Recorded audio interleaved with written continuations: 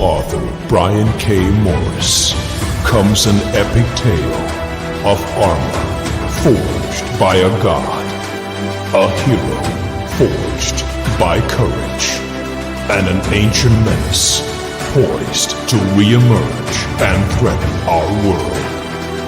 Volcana, Rebirth of the Champion, is available on Amazon.com. Get your copy today.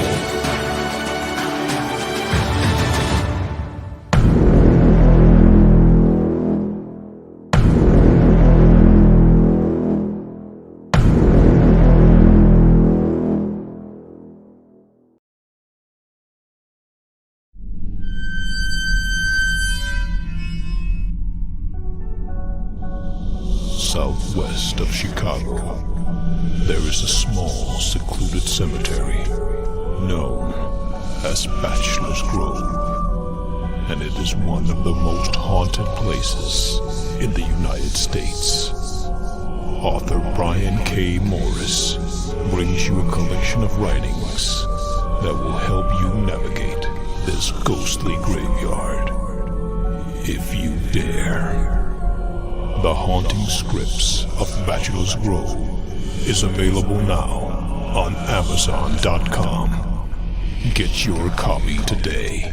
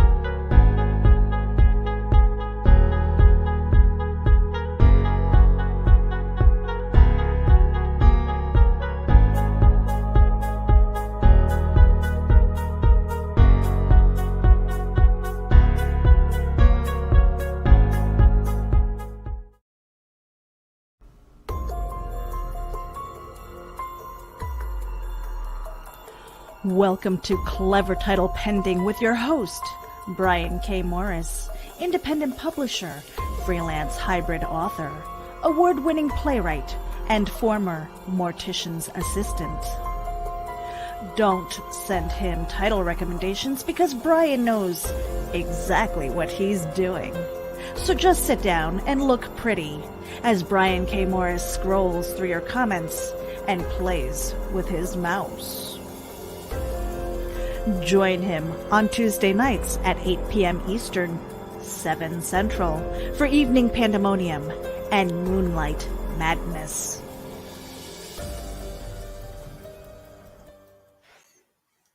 Good evening, everyone. How the heck are you? Welcome to the October 20th, 2020 edition of Clever Title Pending, where we talk about creativity and the business behind it. I'm your host, Brian K. Morris, obviously, because who else would make a video about me? And we've had some challenges getting the Tonight Show going, but I think you're going to find it has been worth it, as we're going to be interviewing the owner of this website here, the short and sassy storyteller herself. Yes, the one, the only, you know her, you love her, can't get enough of her, Amy Hale. How the heck are you, Amy? Oh, today has been a day, let me tell you. It's going on to be an evening, too, right? Yeah, I don't know. Here's the mascot for today. Yeah, we let's see. Oh, I don't have it over here. I've never loaded it into my wait a second, hold on a second here. Let's see, here we go. We're gonna go into the other files here. And we know it's Rising Tide Publications. What else is new? Oh, there it is. It got moved. There we go. That's accurate. Yeah. Yeah, that's this show in a nutshell. Anyway, that's a year in a nutshell. Yeah, no kidding. 2020. God. Let's we shouldn't be surprised that we had these challenges. Just so everyone knows, Amy, bless you. Amy was having trouble with her Wi-Fi. It started thunderstorming here. Then the link didn't work that I sent her for StreamYard. So other than that, Mrs. Lincoln, how'd you like the play, right? Yeah. I'm sitting in my living room with everything connected, and there's going to be people walking by. So just, That's all right. We'll press them into service. But Yeah. before we launch into an introduction for you, Amy, I'm going to start this show with our usual falderall here. So hold on, please. Here we go. I'm taking the whole screen now. I'm taking the floor and all the dirt on it. Welcome to Clever Title Pending.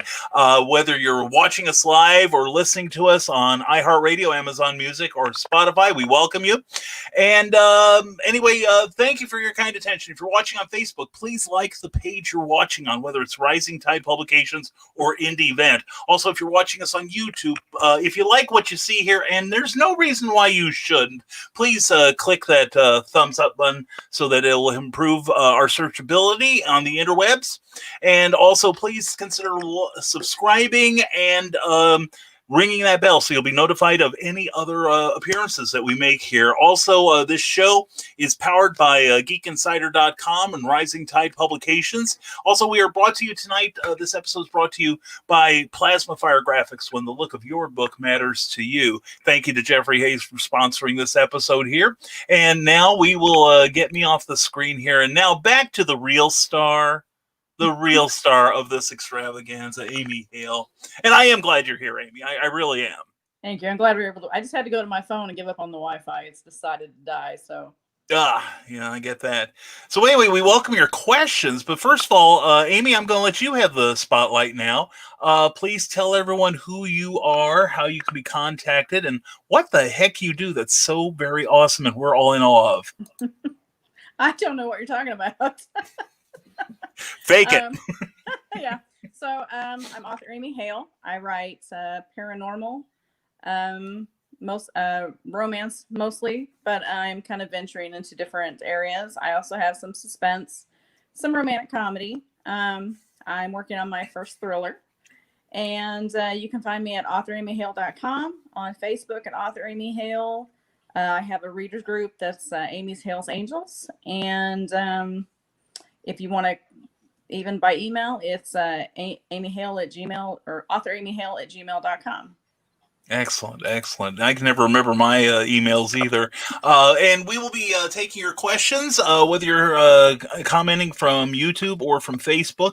Also, we'll be flashing some of your comments on the screen, which doesn't do our radio listeners any darn good, but you'll just have to show up for the show sometime when it's live and interact with us, because that would be swell. And we're seeing a whole bunch of our friends here, like Joe Dog McKeel, Carleen, Carl Witzman, and Teresa Dunn, and Cindy Kep, and Steph Spitzy, Michaela Jade, and we're going to be flashing some comments here. But anyway, to start with, Amy, you were on the show a few months ago, and I know at the time you were working on your brand new book. You said it's a thriller, and by God, if you look at that cover, I would certainly agree with you. That's a spiffy looking cover. You want to tell us about the book that's coming out and when it's coming out? Sure. So we don't have a solid release date yet, because I'm struggling with a little bit of the last bits of the story, so I don't want to push it and end up with a bad ending. So I'm giving myself some extra time before we set a date. But the hope is to have it out by the end of the year. It's titled Neurosis, and the tagline is "Seeing isn't always believing." Let me get you on the full screen there. Yeah, there's the cover. Oh, that's a honey. That is sweet looking. So essentially, trapped by her past, Macy McCall worked with a variety of therapists and medications, most yielding minimal results. Her newest doctor, Daniel Yates, helps bring forth her biggest breakthroughs, and she believes she can see the light at the end of a very dark and scary tunnel. With a boyfriend and a good job, she enjoys her blooming independence. Then she sees her, the woman that looks exactly like her. This mirror image plagues her life in a way that she would never have expected. And when it all unravels, she won't be the only one wondering what's real and what's imagined. So that's very cool. That's the basis. Very cool. Very cool. Well, we're hoping end of the year is what we're shooting for on the release. I was hoping for Halloween, but things just did not go the way I planned. This This is my entire year. Things did not go the way I planned. That's my saying for this year. Yeah. Oh, you're the one it didn't go for. Okay, I just want to make that clear. And I noticed that you. What are you drinking tonight, Amy? Okay, so I'm just here for the booze. Glass.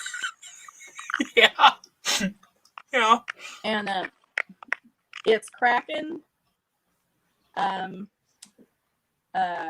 Coke Zero, and a little bit of Dr. McGillicuddy's cherry liqueur.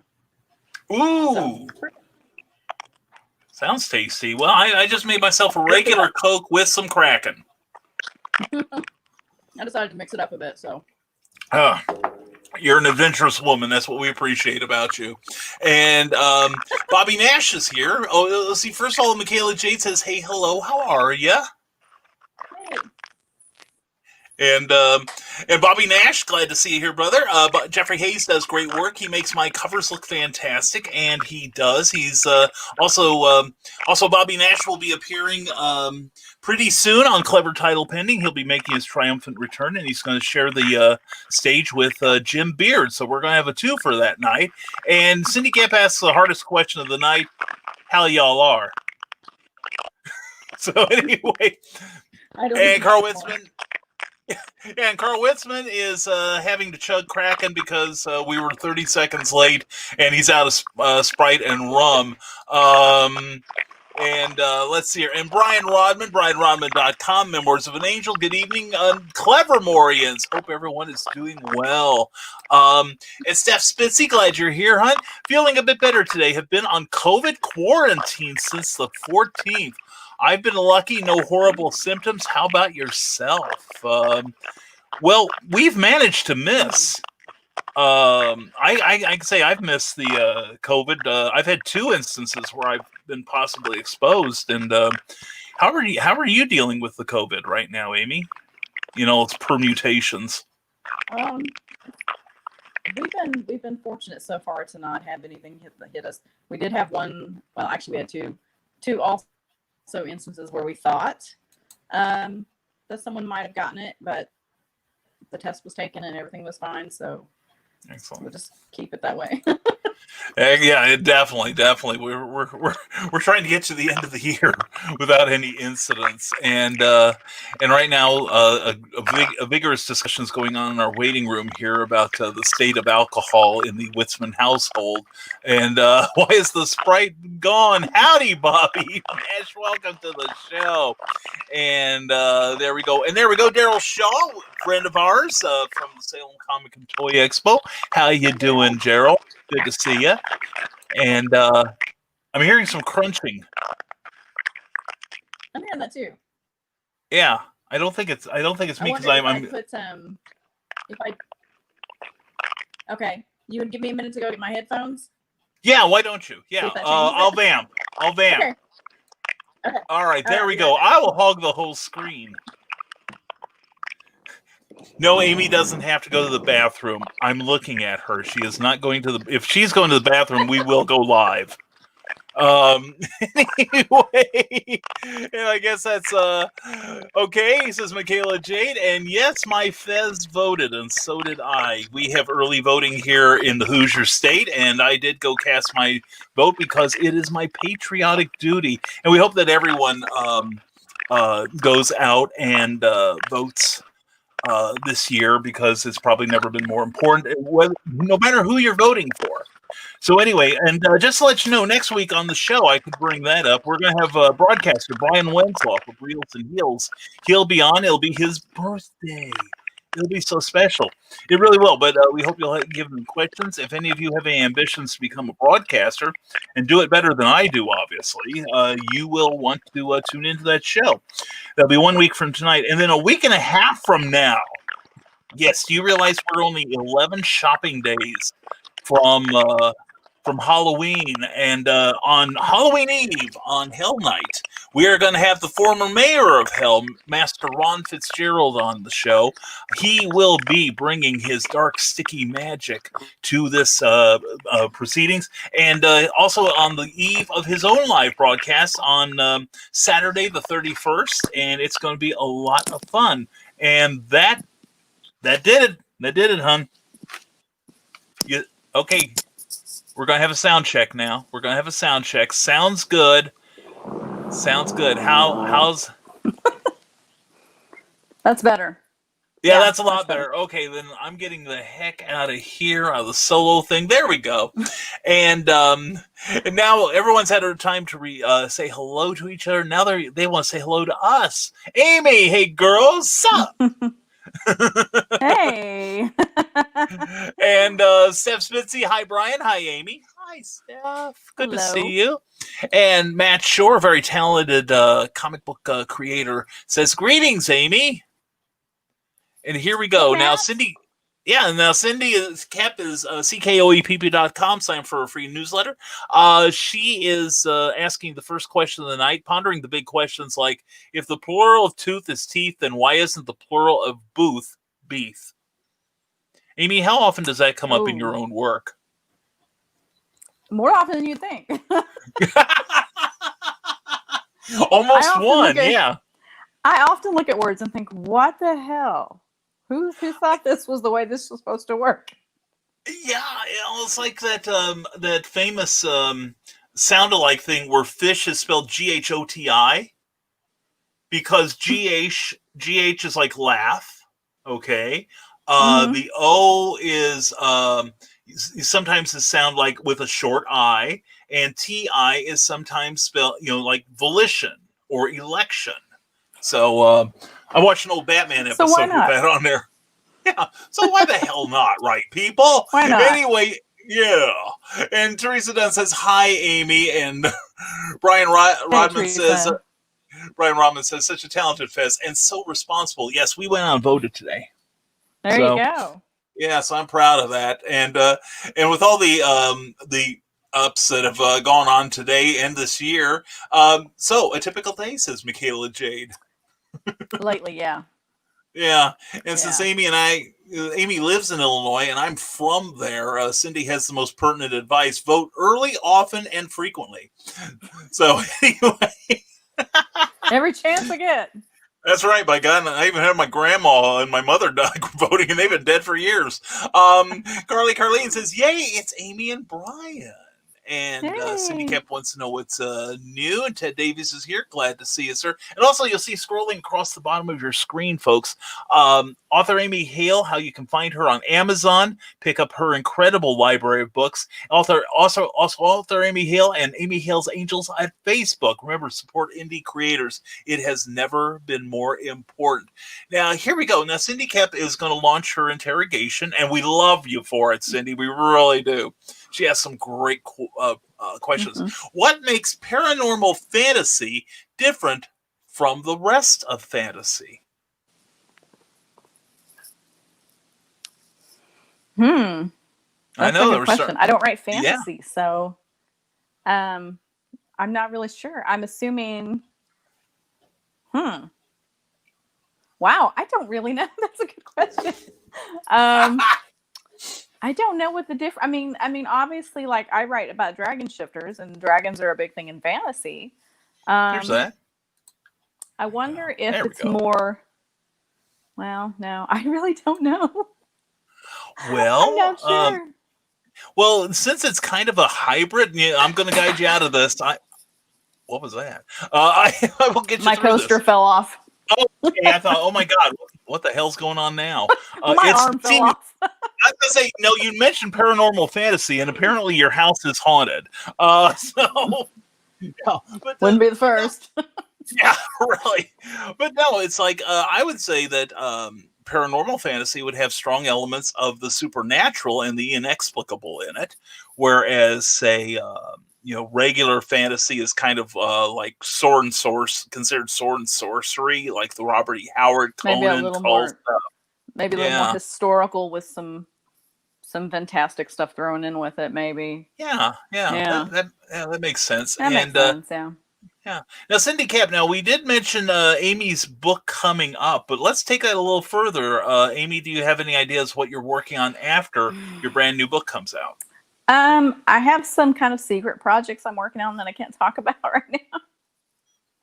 But it's going on in the background. So, but I do have I do have a comic book idea that I want to run with, and I've talked with Brian about that a bit. I think it'll be fun if I can ever get my butt in gear here.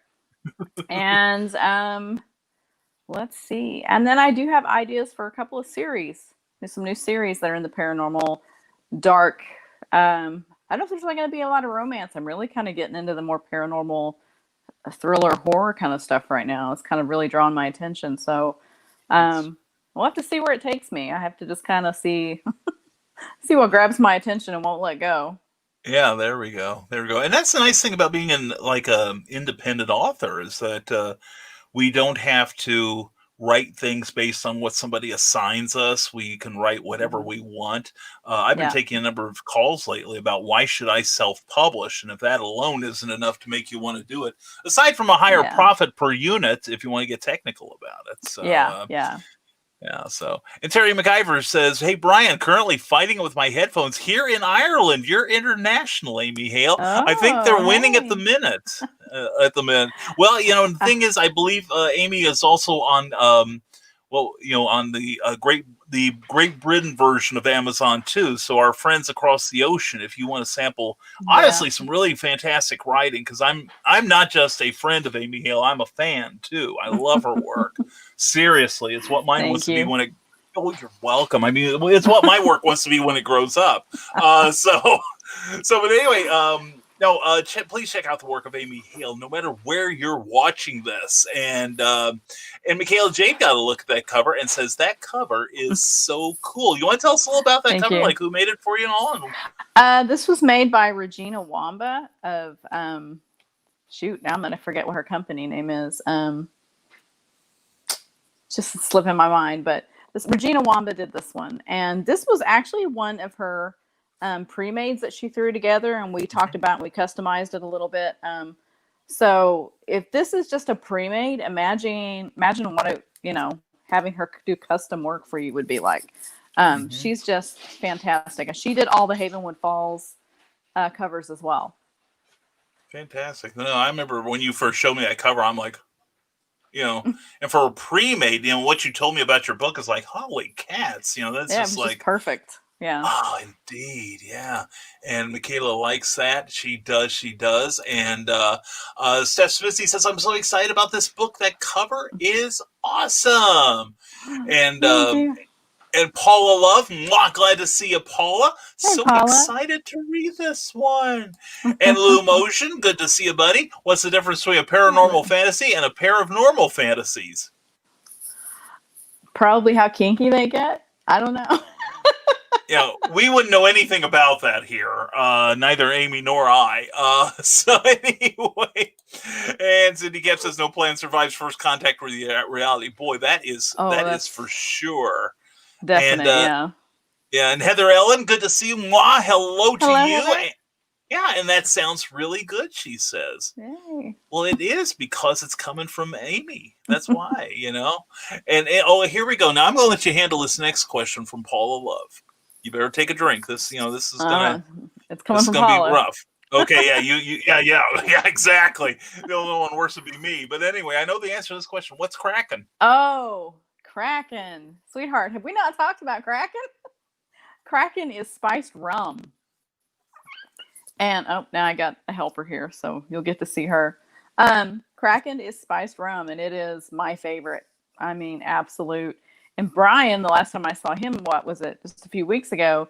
About 3 weeks brought me a bottle of the coffee Kraken, which is the coffee spiced rum. Oh my gosh, that's like heaven in a bottle. Isn't it though? Have you had it with milk yet? Not yet. But that's on the plan here. We have to do that soon. Yeah, I've had it with coconut milk and almond milk because Cookie is lactose intolerant. She's intolerant of a lot of things, including me most days. But it turns your milk an unholy color of purple. Yeah, I think Rachel tried it with some almond milk I had, and she looked at it and she goes, "This looks disgusting." Yes, it does. But she said it tasted really good, so. It tastes fantastic, yeah, and another thing, Paula, is and Amy is the one who turned me on to Kraken a couple of pen cons ago, I it was like we were staying with Kenny Sills, and there was a Meyer near there, and they had like the little airplane bottle size of crack, and we had it just straight up. And Cookie and I are like, we are going to go back tomorrow, and we're going to buy a couple bottles of it. So yeah, it's not as sweet as regular rum too. So and it makes a great mix. It mixes well. Yeah, it mixes well. It really does. And Daryl Shaw says, "Been a while since been on here. Very cool. Like the improvements." Well, thank you, Daryl. Okay. I'm sorry we didn't promote your cat. You know, yes. Stay tuned for the cat. This is for when I sit here. I try to work here. Sometimes this is what I deal with. Is she's okay? Thank you. She's wants to get right here and lay down, and then she purrs really loudly. So I don't know. That's Mocha. That's my son's cat. So, hi, Mocha. She's a little princess. Let me tell you. Oh, really? Well, yes. Mocha, Mocha, good to see you. Now get the hell off the screen. Anyway, this is Amy's show. Bill Sarton, you know what they say about working with children and animals. They steal the show, let me tell you. Exactly. And right now we're looking at the cat's backside here. Good evening, everyone. The storm seems to be affecting the audio on my end. I'll hang in there as long as I can. Like I said, we've had thunderstorms for about an hour, so if something should happen on my end, Amy is in charge. Anyway, is someone backstage? Says Joe Dog McKeel. Yeah. And Grant Lankard, glad to see you here, Grant. Promote your show up tomorrow for Nevermind the Furthermore at 10 a.m. Eastern, 9 a.m. Central, and come promote your new project, okay? And sounds like somebody is... Chips. Yeah, and so it sounds like someone is chewing. Stupid phone. Yeah, and speaking of stupid phones, Steph Spitzy says, poor planning. My phone is dying. Going to give it a quick charge. We'll be back shortly. Steph, we'll vamp until you all right. can come back. Hurry. All right. And Michaela Jade mocks us with her laughter. And, here we go. Thanks, Carl. It's just the Langoliers. Ignore them. Thanks a lot. And Joe Dog, we got it taken care of. We have great broadcast professionals like you and Stupid O'Clock tomorrow night at... let's see, it's 10 a.m. Let's see, 9 a.m. tomorrow night and 11 a.m. on Saturday night. Bill Sarton says, Carl Witzman, are you having audio problems too? Boy, and Grant Lankard, we like. He says it sounds good to me. And Lou Motion has some comments, says, go out and vote and then destroy anyone who didn't vote the way you did. I think that's solid advice for this country right now. That seems to be the mindset anyway. It does, man. That's why we don't talk about politics except to mock it upon this show. And I just shot past a whole bunch of comments, but here we go. And Michaela, we did answer that. And here we go. Teresa Dunn says, how much research do you do for your books? It depends on the book. Like there's been some that really hasn't taken much, like my first one, Ulterior Motives. I researched airplanes because there's an airplane that kind of has a pivotal moment in the book, so I had to make sure I knew about the book or about the airplane. But if it's something I don't have a lot of knowledge on, I try to get as much as I can without driving myself nuts. With this one, with neurosis, I've been doing a lot of research, which is part of why it's taking so long. I've been talking with therapists. I've been looking at different disorders online. Been reading books on disorders, trying to make sure that I get it correct.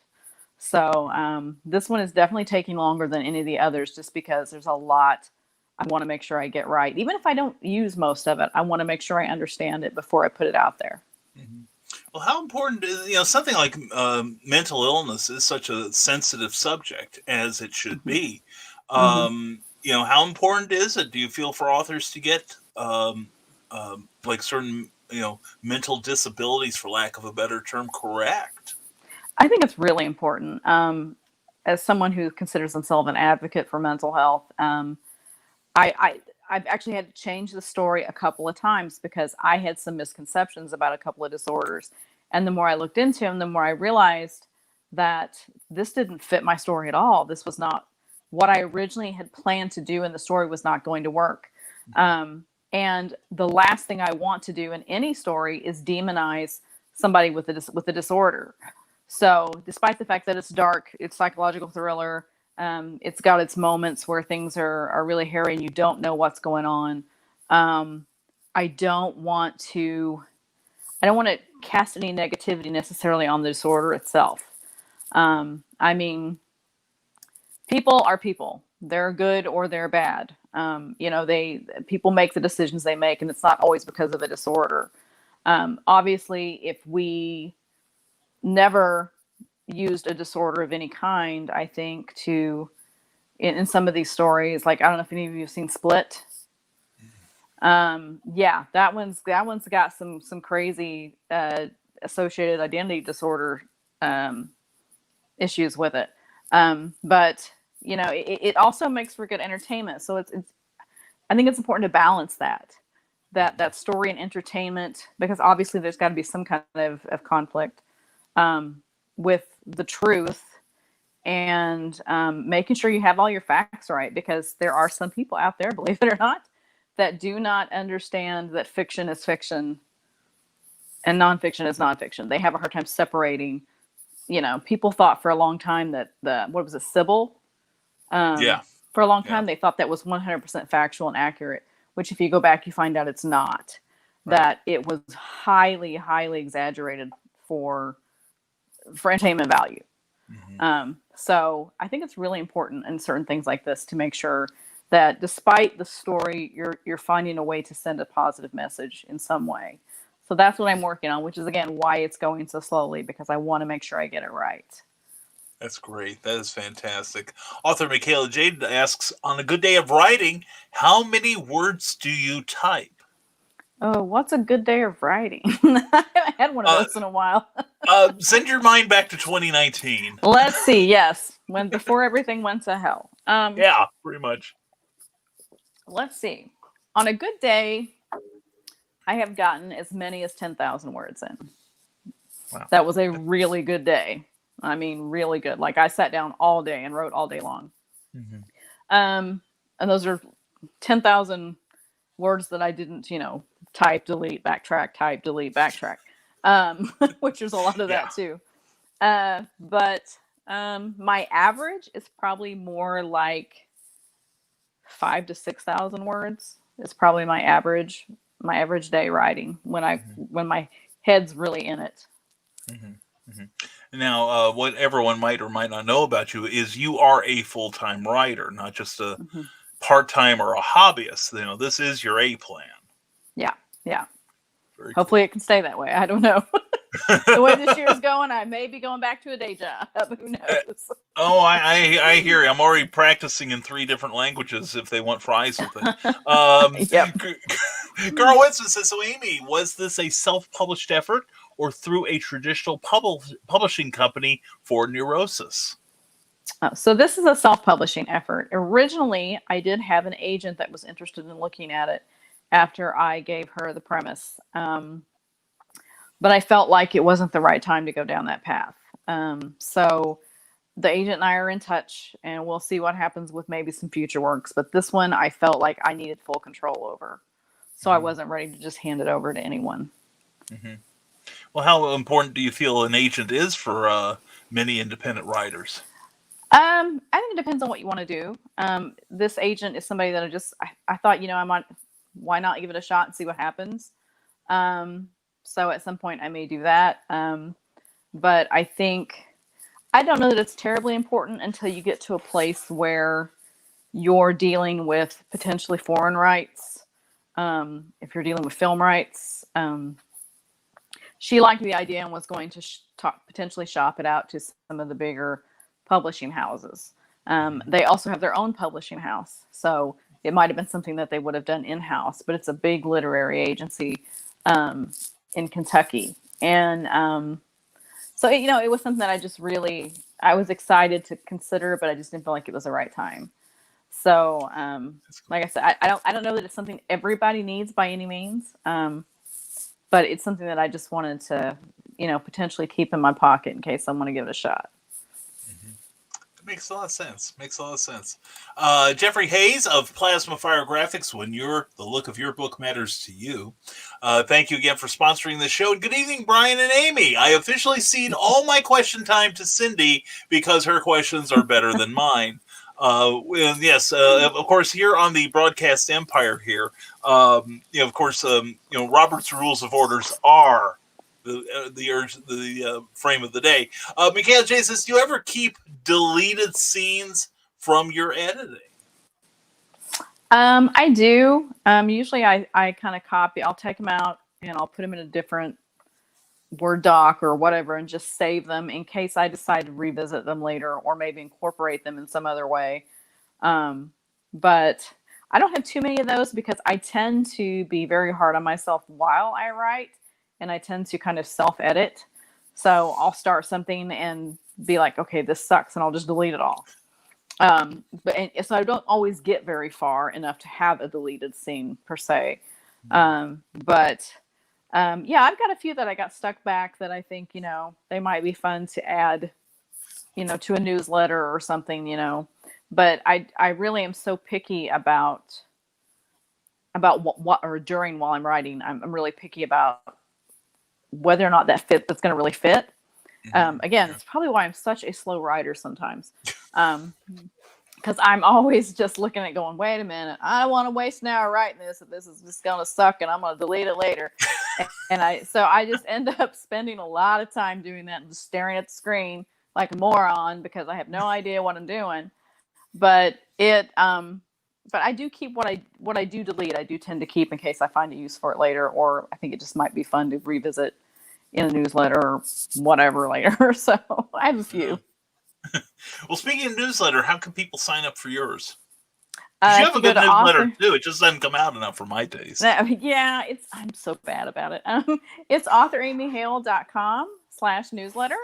One just actually went out today. I kind of struggled getting it out because today, I would send myself a test newsletter, and the test newsletter would pop up in my email, and I would get the header and all the little buttons for the website, and then part of the top graphic that I used for October, and that was it. It wouldn't scroll, it wouldn't move, nothing would click, and I was like, oh, tell me what is going on. Yeah. So hopefully, I had a few people. Michaela said hers opened up fine for her, and so hopefully it was just me and my crazy email client or whatever. But anyway, I need to be doing those once a month, and I've been trying to do better about it. But sometimes I'm just horrible about getting those done. So I'm trying to schedule better. Well, here's the thing. Every time you see my newsletter, or Cindy Kep's, that's your cue to start writing yours. All right, got to do it. And my newsletter now includes a special link that is only for newsletter subscribers. If you click it, it takes you to my website on a special page that you only have access to, and you get something that not everyone else is seeing. Like last month, it was the playlist for neurosis. Ooh, nice. And today I added, for the month of October, I added the book that the short story that I wrote for the Feisty Heroines. What is it? The Feisty Heroines anthology is now unpublished, so you can't get it anymore. So I added.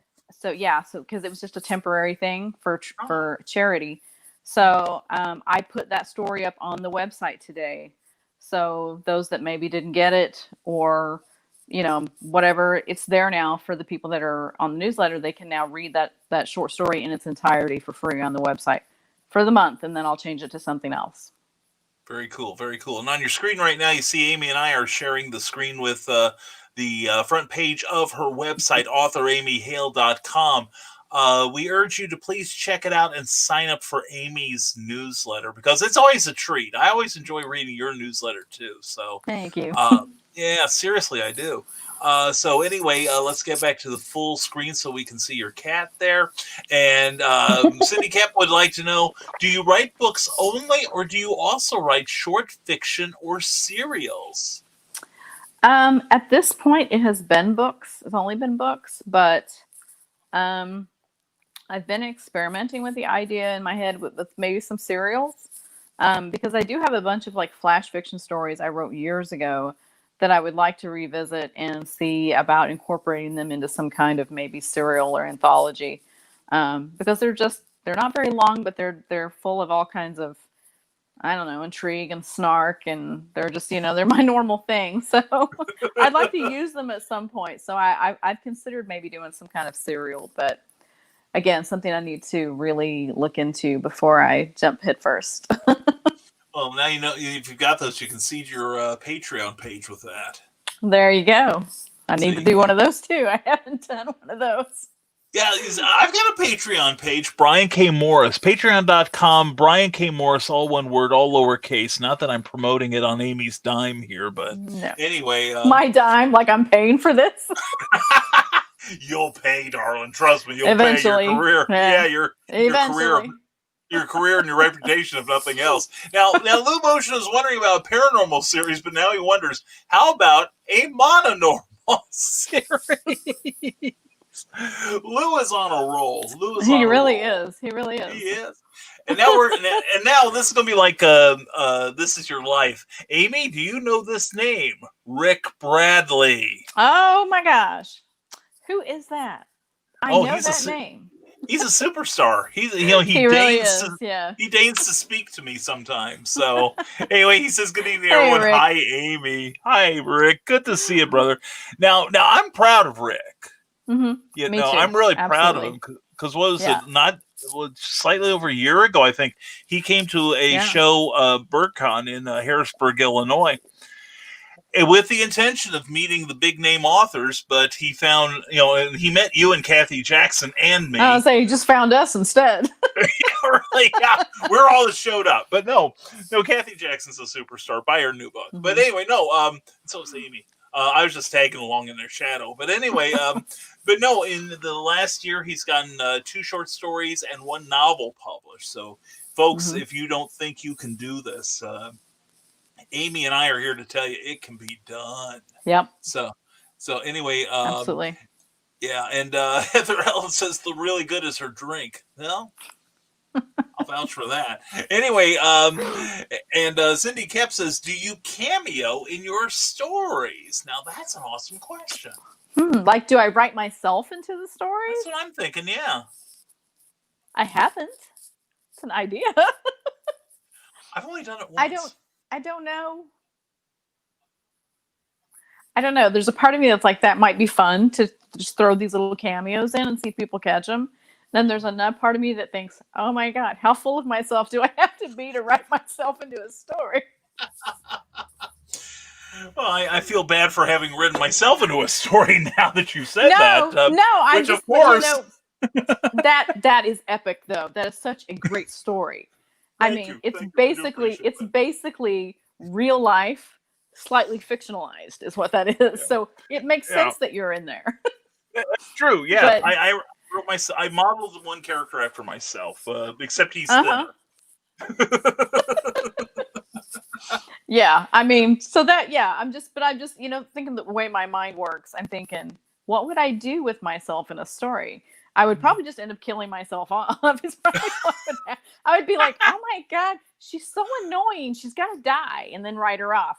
But, and prepare for the reader backlashes. Why did you kill her? Yeah, I'm not my own best friend by any means. But, I don't know. That's an interesting idea. Like, throw little I like to throw little Easter eggs in when I can. Mm-hmm. But I hadn't thought about, like, me being one of the Easter eggs. I have to think about that. Well, there you go. See, this is a good idea. Stuff gets done on this show, I tell you. And Cindy Gibbs notices your cute, fluffy assistant. Yeah. Oh, thanks. That's so nice of you. But anyway, and Grant Lankard says, I need to get some cider so I can mix it with Kraken. Ooh. That would be good. That absolutely would be good, yeah. That's it. And now he trusts, and also Grant now trusts you because he sees that you have a cat. Oh, God. There are 4 cats in this house. Holy cats! Is there? That's what I say all the time. But now, I found the sign for it. Yeah. Only one is technically mine, but there's 4 cats in this house. So. Yes, the kids tend to leave their animals around. Bill Sargent says Kraken is when you desperately need to wear a belt with your britches. Vaudeville isn't dead; it just smells that way. And Grant Lankers, yeah, seriously, I need to get a snare drum on here. You really do. I do. Grant Lankard says, and I'm glad you're here, Grant. Good to see you. Cider and rum is my favorite. I need to get some while cider is still in season. I'm thinking, man, that sounds, especially fresh And apple cider. if you like cider, look up a wine. It's really cheap. It's called Witch's Brew. Yes. Yes. That stuff tastes a lot like cider. As a matter of fact, my daughter and I warmed some up in the microwave the other day and added just a little bit of honey to it, and it was like having warm cider or wassail, like you get during the holidays. It was really good for a $6 bottle of wine. I wasn't going to complain. That's in my price range, so yeah, I get it. Yeah. And Kitty Bum says Paula Love. It's amazing what she's paying attention to. Yeah. And Michaela J says, do you ever have just a scene in your head that turns into a whole story? Absolutely. That's how most of my books start, actually. Shadow, or the Shadows trilogy, all started with one little scene. I had a little snippet of a dream where a young woman was in bed and she was having a nightmare and she was like thrashing around under the covers. And while that was happening, things in the room were flying around in response to her emotional distress. And that is essentially where the Shadows trilogy was born. I took that scene and wrote 3 books around it, plus a bonus novella. Wow, that's cool. One dream, 3.5 books. That's great. Now, Cindy Kemp says, blurb writing is the bane of many writers' experience. Do you have a strategy for blurb writing? Let someone else do it. I knew you were going to say No, that. I don't love it by any means, but there is kind of a formula, which I'm actually taking a class right now for plotter. For those of you that write, it's PLOTTR, and it's for plotting out your books. I've had the software for a while and I've used it minimally, but there was a class that came up that I wanted to take to learn how to quickly plot a series, and I started taking it. And today they were talking about like the conflict, the protagonist, and the resolution. So they went through all these steps of all these things that you need for a good story.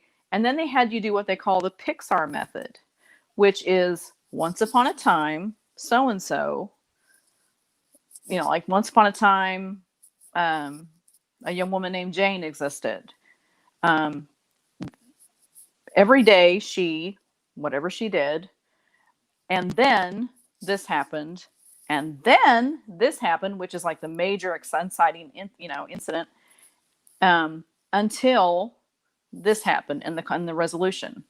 And I think I was messing around with that formula today, because like I said, they call it the Pixar. It's like when you're like pitching something to a studio, they got to have the basics. And so if you take those basics, I think, and work with the blurb that way, I think it's going to make it a lot easier to craft it. You may have to do several versions and then find the best of each and put it together. But I think I'm going to try starting doing all my blurbs that way, because I don't know, it just seemed like the more I messed with it today, the more it kind of clicked in my head that this might be a simple way to do it. So I don't know, but I absolutely I can write 60, 75,000 words a lot easier than I can write 2 paragraphs. I have no idea why, but that's just how it is. No, it makes sense. It makes sense because there's more restrictions on what you're doing. And you don't want to give anything away, but you want to give enough information that they're still interested. So it's a tough balance. It really is, and I admire anyone who could do it myself. Blue Motion says, support your indie creators today. We may not be able to in 2021. Yep. Words of wisdom there from Blue Motion. And here we go. This is an excellent question. Michaela Jade asks, how important is your tribe? Vital. Absolutely vital to find a tribe. It doesn't have to be very many people either. But you need a support system. Without my support system, I probably would not still be doing this, because there were so many times I just wanted to walk away. I felt like I wasn't doing well, or I felt like all the plans I had made were falling apart, or, it just, how it is, and the imposter syndrome that tends to hit. there's been so many times I just wanted to go, you know what? I'm just gonna do this for fun and not, do it randomly whenever I got a few minutes, and I'm just gonna get a full-time job again. But my support system has kept me going, kept me trying, even when things still didn't work. They kept me pushing forward, going, okay, this didn't work, but the next thing might, so I got to give it a shot. I got to, I can't just walk away from this with all I've invested and all I've put into it. And without that tribe, again, I would have just probably walked away. I probably would have given up. But you've got to have those cheerleaders around you and people that you can cheerlead for as well, because helping others helps you too. And like it's with rising tide, all boats raise. We've got to help each other, and there's no reason not to.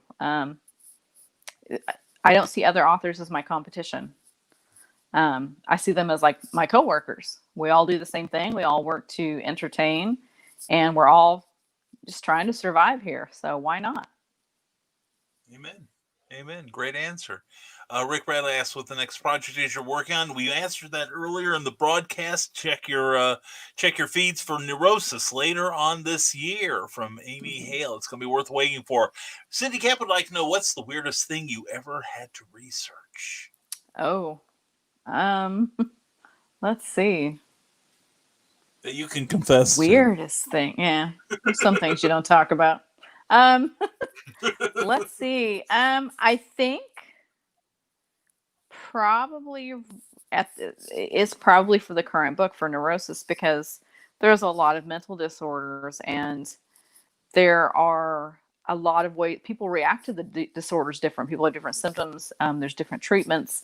So I have been immersing myself in all these books and all these TV shows about these different disorders, and it'll make your head spin. But some of the stuff people do, it's just kind of like, oh God, that's real. People do that. I mean, it's just, I don't think you fully understand the scope of some of these disorders until you dig into it. And then, I don't know, some of it's floored me. I've been surprised by some of the stuff I've read. It was a little out there, but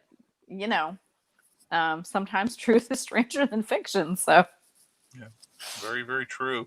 And the great Bobby Nash, I believe that's his full name, the great Bobby Nash, Ben Books, and also BobbyNash.com. Please check it out.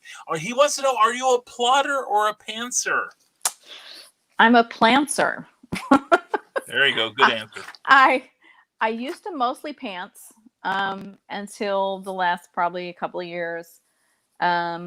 Actually, when I started with the Havenwood Falls series, I had to learn how to plot properly, because they expected a full-blown outline, and then they expected, a deadline on when you were going to have this stuff done. So in order to properly do that, I had to sit down and plan it all out. I still allowed the characters to take me where they wanted to, but I made sure they stayed within certain parameters. So at this point, I'm a little of both, because I still like to kind of fly by the seat of my pants on some things, but I also appreciate the art of plotting something out fully. So I'm kind of in the middle. Hopefully one day I will be a full-blown plotter, but at this point it's just not there. Very cool. Very cool. And don't forget, I'll be a real responsible adult. I'll plot it out. Not on this show, you won't. And don't forget, Bobby Nash will be coming back to Clever Title Pending on Tuesday, November 10th, with also returning Jim Beard. And we're going to talk New Pulp and all kinds of great writing there. So anyway, now here's one that I'm kind of challenged. No, I do know the answer to this one. Let's see if Amy does. Trevor Hawkins, my cover artist on Santa Sign and Volcana and Bachelor's Grove, would like to know, Amy, how did you and Brian meet? Cape Con. Right. There we go. Yes. I don't remember what year it was. I've slept since then. But I want to say about 4 years ago, maybe. It was a few years ago. Yeah. Cape Con. Yeah. We had tables that were like kind of across from each other. Right. And I don't know. I walked over there and was looking at his books, and we struck up a conversation. And then by the end of the event, we were buddies. So that's how it's been ever since. She hasn't gotten rid of me yet. So, and you are the only writer my wife has ever used a naughty word towards. So, I just consider that an act of love. It is. It is. She doesn't call everyone that, at least not with that tone. Anyway, for those of you who are wondering, and is she round? No, she's not. So I can say the story. No. Amy had sold out of one of her titles at a Cape Con. I think it's the second one we were at together, and since we try to keep the show PG-13, well, what the hell? Let's go for it. It's after hours, and so we've had a couple drinks, so we're good for it. No, why not? Yeah, why the hell not? But no, she went up to Amy, gave her one of her award-winning smiles, and said, "I'm proud of you, bitch." Yeah, I think that's when you knew you two would be friends forever, right? Yeah. I think there may have been an F word even thrown in there, if I remember right. Yeah. Oh, not my honey, not her. Yeah. It was the most hilarious. I mean, I just laughed so hard because I was not expecting that out of sweet little Cookie. Oh, I know, and she didn't tell me either. I learned about it from you. In fact, you told me, boy, that was so funny what Cookie said to me. What'd she say? What you called me a bitch? You called me a bitch, and I'm like, what? Yeah. I'm like, honey. She's like, yeah, I called her a bitch. What about it? It was hilarious, and it was said through clenched teeth. It was like, "I'm so happy for you, you bitch." So yeah, it was a moment that I hold dear to my heart. I only wish I'd been there. I bat a tear away from my eye. I'm so touched by this. But Teresa Dunn says that she's looking forward to reading your book. Oh, thank you. Very, very cool. And Cindy Kemp asks, does your tale have an unreliable narrator? That's an unreliable narrator. I have heard of them. That's an excellent question. I don't know that I have heard of an unreliable narrator. Yeah. I may need that explained to me. I mean, I'm assuming it's someone that's not giving away or doing some deception maybe in there. I don't know. I haven't heard of that. I'm going to have to look that up.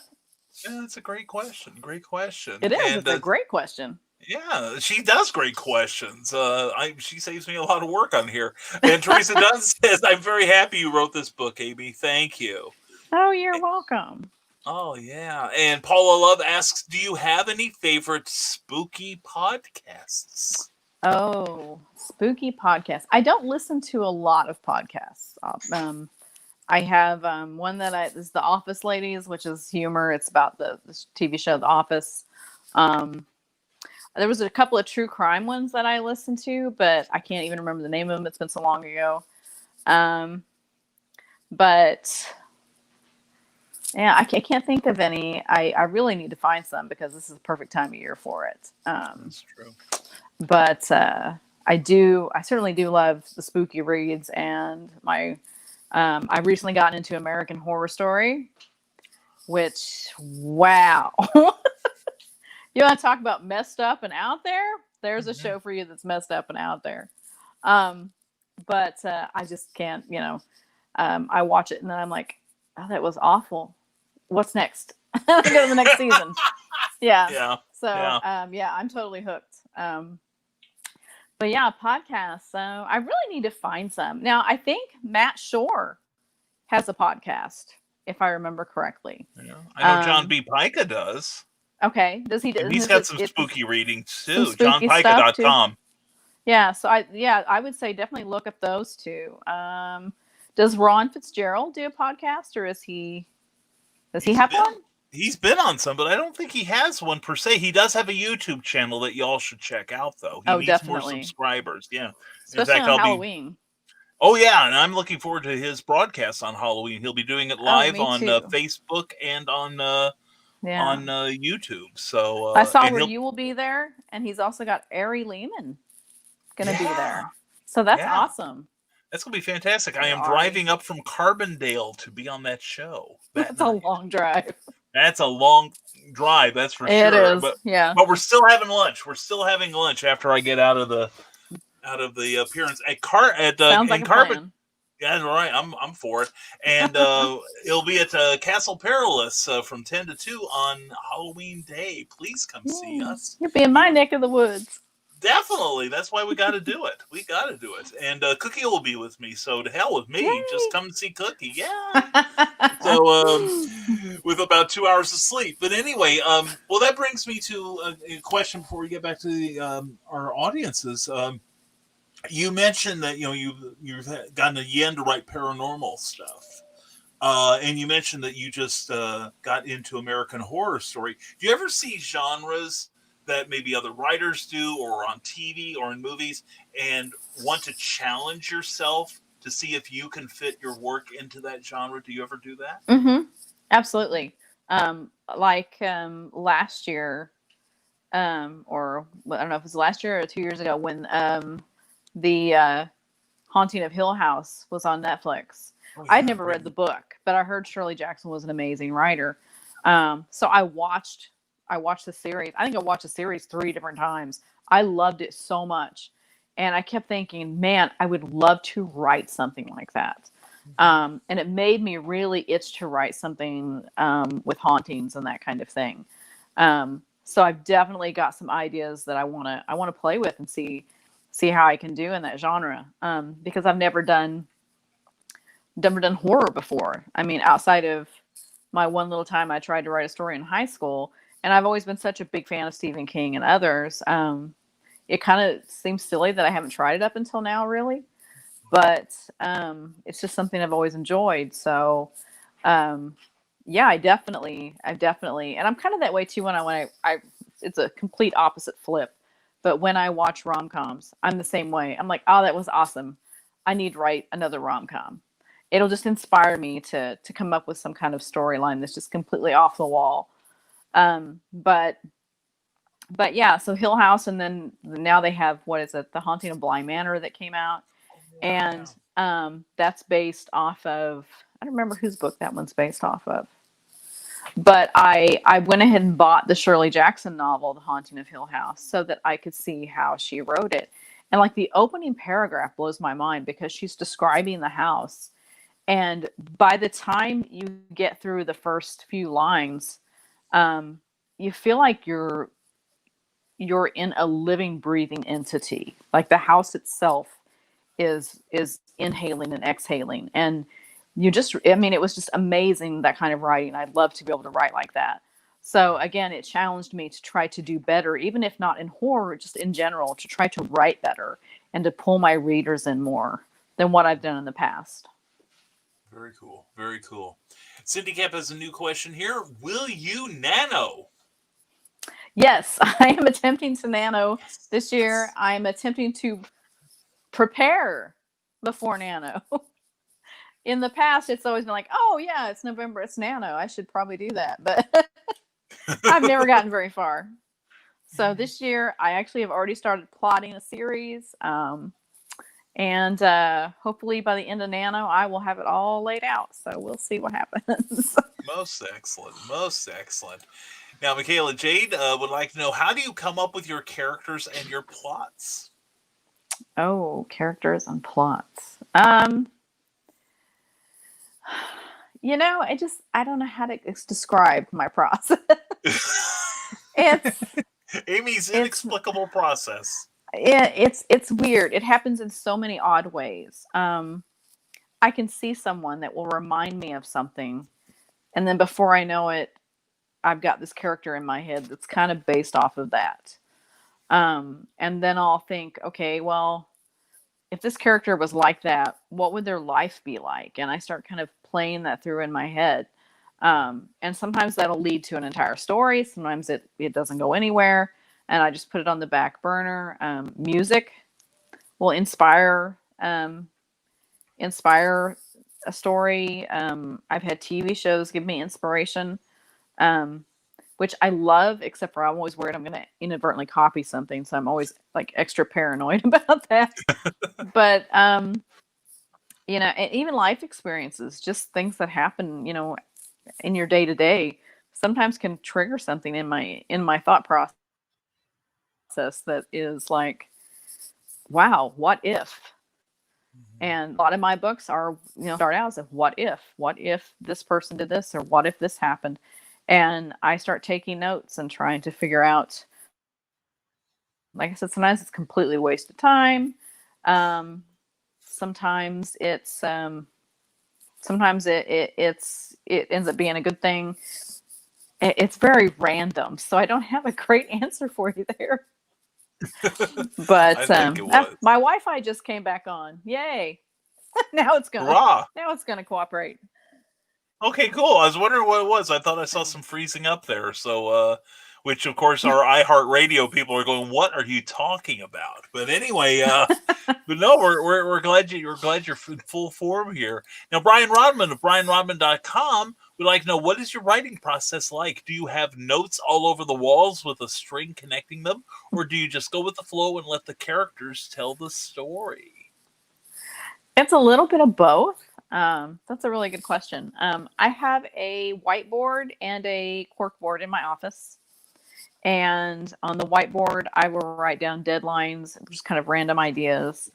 On the corkboard, I have 3x5 note cards that I will write down scenes that have come to me, and I will color code them with specific characters. So if it's one character, maybe that is the main focus in that particular scene. I might make a pink mark on it so that I know everything with pink is Macy's scene or whatever. And then I pin them to the board, and then I'll take them off sometimes and rearrange them depending on how I think the story needs to be told. But I start with that most of the time, and then every time I get a new scene, I'll stick it up there on the board, and then after that, I kind of let the characters go from there, because a lot of times I have no clue. I just have general specifics about where I'm going. So when I start writing, the characters kind of just take over. And when I've had a good writing day, to be honest, I don't remember a lot about it.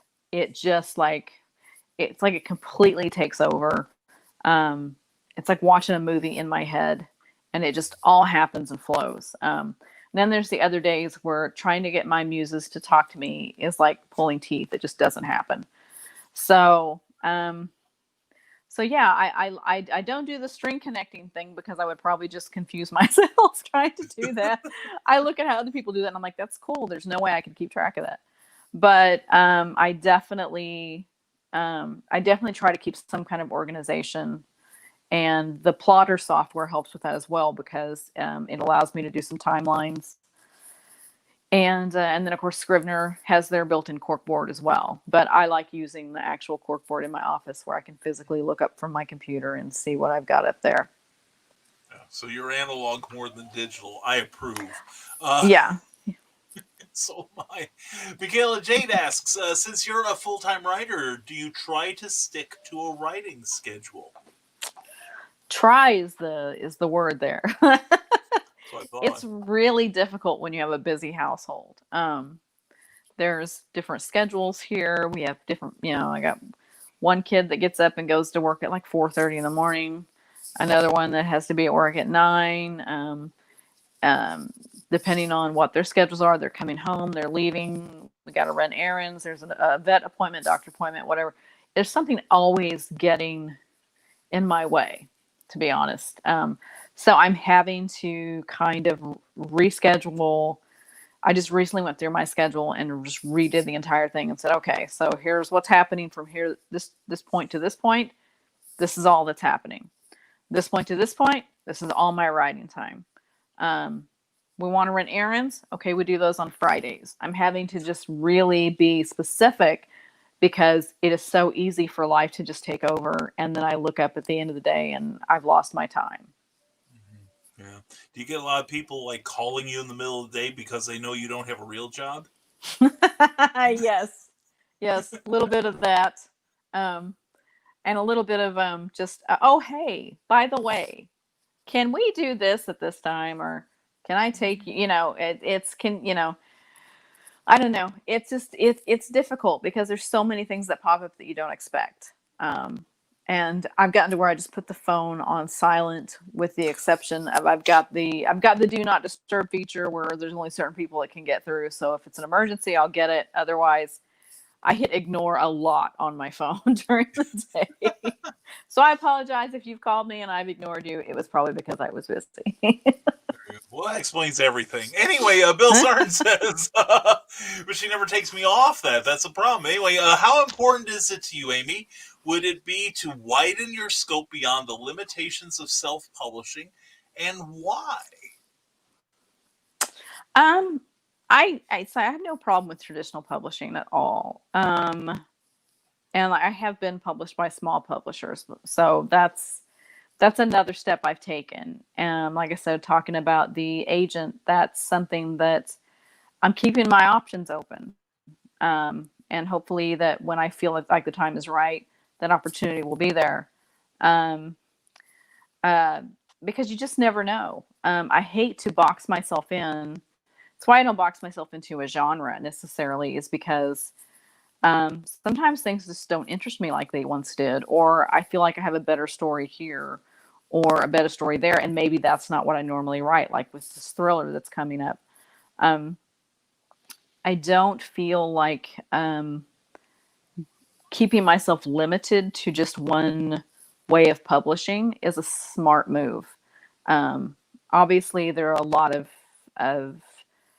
positives to self-publishing, but there are also potential positives to going through a publisher or an agent. So you just have to weigh it out. And until I go through an agent or, potentially deal with a big publishing house, I can't tell you whether it's a positive or negative experience for me. So, I'm open to trying things and seeing what works, because it changes all the time. That's true. And we'll definitely be having Amy back on this show as long as she wants to show up, and we'll get progress reports from her. So, and Teresa And you Dunn just find asks, out I'm just a raging alcoholic. I have no idea what you're talking about. Cheers. I'm a mellow alcoholic. Anyway, Teresa Dunn wants to know, do you ever base your characters on people you relate to? Now, you said that you haven't put yourself in a story, but do you base other characters on people that you know? I have. I have. There have been some people in mind for some of the villains. Does one of them wear a fez? No fezzes so far. No, I just yeah, there's been a few where it was just really good therapy to have that person in mind when I wrote that character, and then put them in a terrible situation or kill them off. Exactly. That book was Brian's therapy. Yes, it was. He saved thousands on a therapist right there alone. And I may have saved a life because I didn't choke the shit out of somebody. But anyway. Yeah, you helped somebody along there. I did. I didn't want. You were never around. I knew you'd want to watch. So. So save all the good parts. That's right. Yeah, it's kind of therapeutic sometimes. And then there's been people that I've been they've stood out to me so much in a special way that I tried to incorporate maybe some of their mannerisms or their characteristics, the things that I loved about them, into other characters, without making it, blatantly obvious that it's someone I know. But I hopefully I was that subtle with the villains.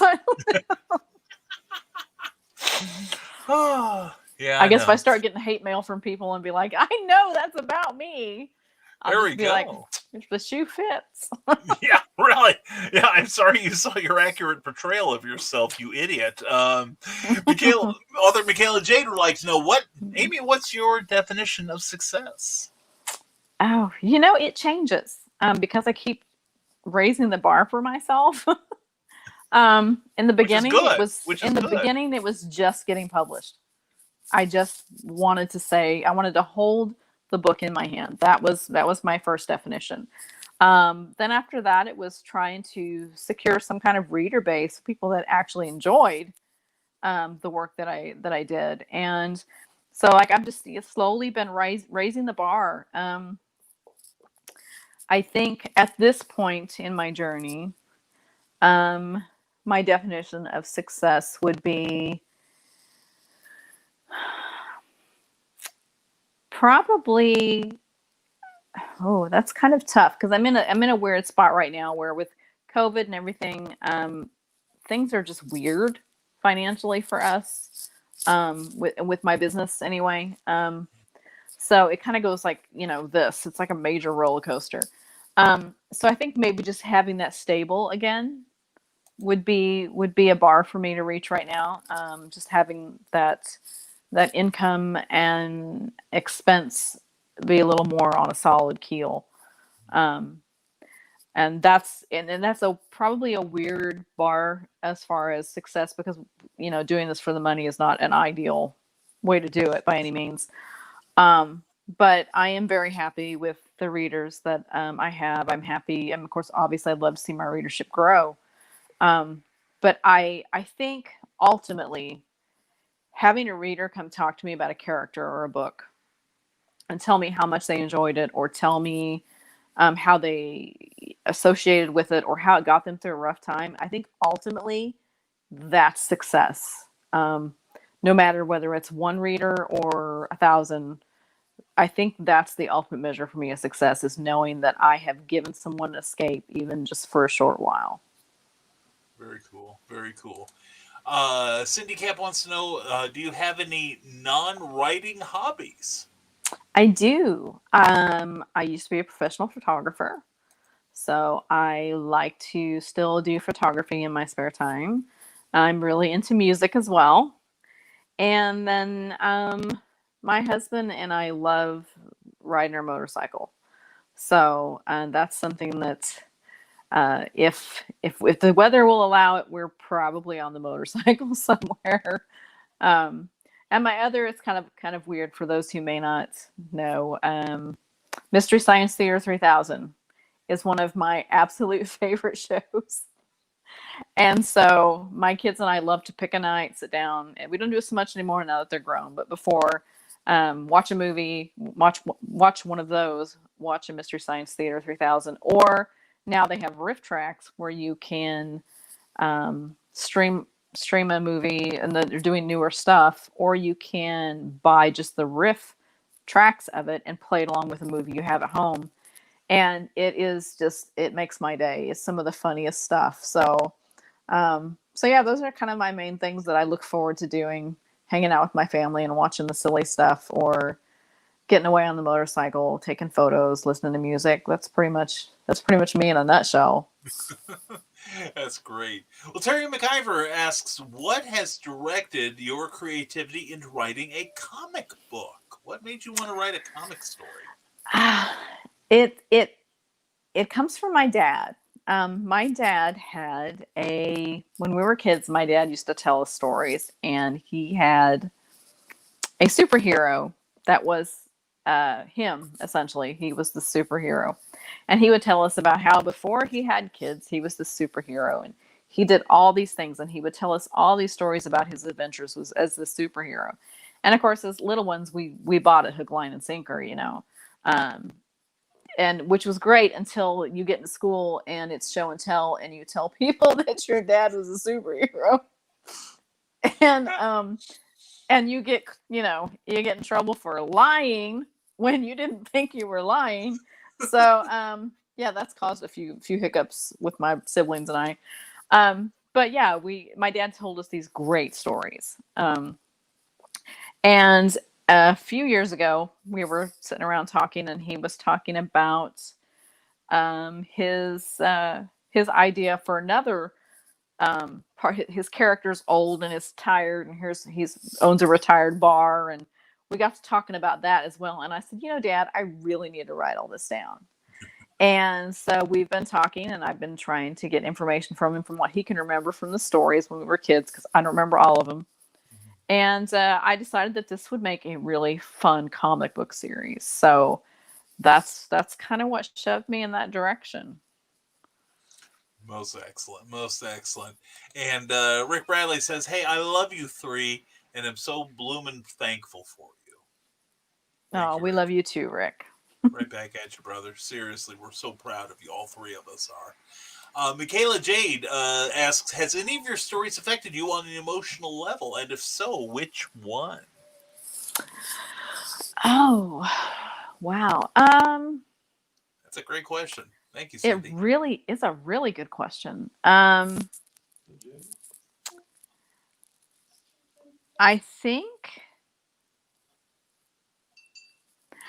think probably it's actually one that I have not written. It's one it's partially written, and I'm still waiting to finish it. I'm like waiting for the inspiration to come back. But it's a book about a young lady with depression, and that the depression has all but destroyed her life, and she's trying to put it back together. That one I've got about probably not quite half written, and I have had moments where I've had to stop because I just bawled. Because it really connects with me with the depression, is it's something that I've been diagnosed with, and I have seen what it does to people, and that's been difficult to try and capture that emotion and that despair that sometimes hits you. And when I feel like I've hit it right, then it's just kind of like just a flood of emotions hit me. So that's another one that I'm hoping when I'm ready, I will do it justice, because I want to bring awareness to that problem. Uh, but yeah, that's one that's really, really affected me, and I think it's why it's taken so long to write. Is it's just been really heavy. Outside of that, I would say I probably connect most to the Shadows trilogy with Jane. Not so much as like that we're necessarily alike, but that I love her growth. And I think that as she grew as a character, I think I grew a bit too. I feel like I've kind of grew as a person, as a writer, overall. Over those 3 books, I feel like I've improved and learned to be more appreciative of who I am as a person after writing those books. So, you know. I get it. I get it. And a quick shout out for Charles F. Millhouse here from Rick Bradley. On December 1st, his 4th published work will be in Stormgate Press's Pulp Reality #1, along with many, many amazing authors and artists, including Bobby Nash. So definitely check that book out. We'll be giving you more news as the weeks unfold, mostly because I have a selfish reason. Mhm. I'm one of them. Anyway, Ted Davies Artistry. Glad you're here, brother.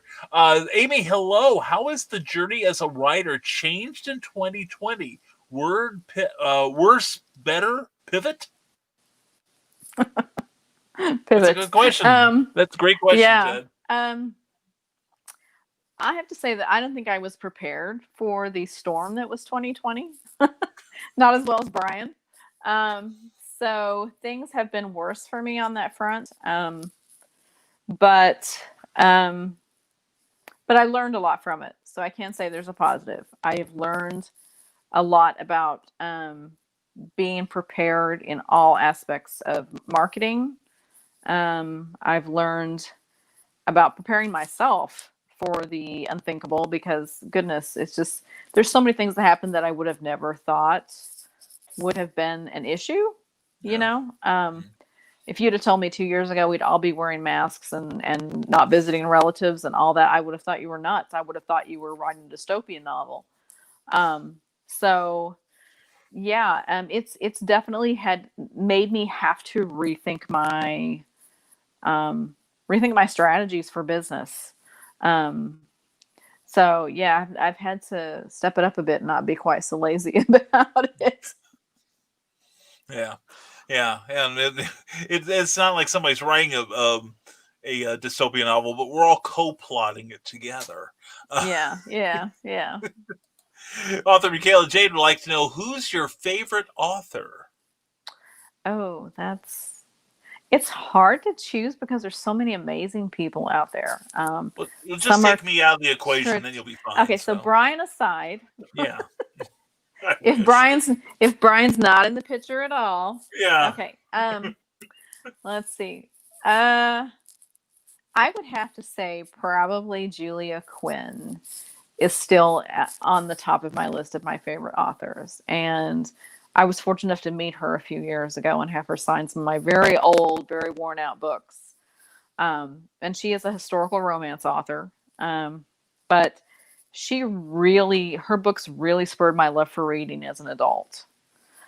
So I pretty much give her entire Bridgerton series, which they are making a series on Netflix about called Bridgerton. So yeah, so that's hers. That whole series really kind of got me back into the joy of reading again after, you're in school, you read because you have to.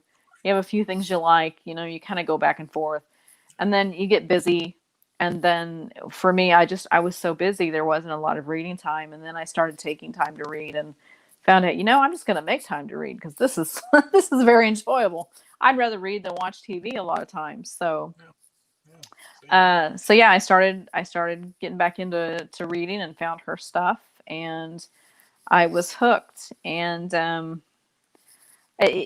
she kind of reminded me, I think, a lot of say like Pride and Prejudice, that kind of storytelling that I loved it. So yeah, so Julia Quinn is probably at the very top of my list, with Brian right under that. Yeah. Thanks, Amy. The check's in the mail. All right. Thank you. Joe Dog McKeel says 42 videos uploaded. We'll be telling you more about that little project soon, I'm sure. Amy, have you ever been on a paranormal investigation? No, and I want to so badly. We were supposed to do one at StilCon last year, and I was not feeling well, and we had to back out. Though we were recently at a haunted school, weren't we, Brian? Yes, we were for NonCon 5. Yes, in Middleton, Ohio. Yes, it was not. It wasn't an investigation, but it was probably the next best thing because there was some crazy stuff going on while we were there. So. I would love to go back to that location and do an investigation. I think it would be so much fun. Keith, hint. Yeah, there's always next year. And Amy, I will tell you that the school, the Poasttown Elementary School has a website with some of the spooky stuff on there too. Yeah, so some interesting stories from the owner. Yeah, and you can spend the night there if you want. Oh, I don't know if I want to go that far. My first reaction was, oh, hell no. Just from the stuff that you and I had seen. Yeah, just from our day there, I don't think I would want to spend sleep, maybe an investigation with a bunch of other people, but I don't think I just want to camp out there. I don't think so. No and hell no are my two options. Carl Witzman says, I wrote myself into a story for comic effect also to see if people were paying attention to the name of the author. There you go. That's the way to do it. That's the way to do it. Now, Rick Bradley says, I know this is Amy's night, but it's partially thanks to her I'm doing this. She has also been awesome. If I message her asking questions about things and what I should do. Amy is totally rising tide, Rick. She really is. So I'm happy to help.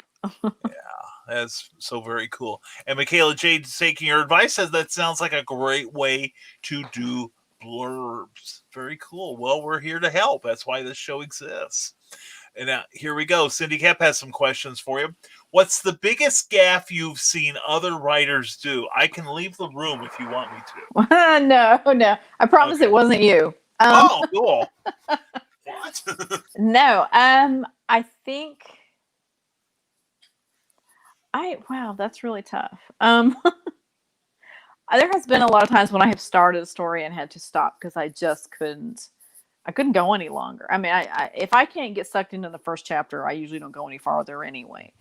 But there have been a few that I've started. John's over there making a joke about being sucked in. So here we go. Yeah, Mr. Amy Hale. Thank you. He's over in the chair just grinning.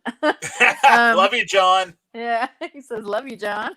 Love you too, bud. Yeah, he says, "Love you too." So, I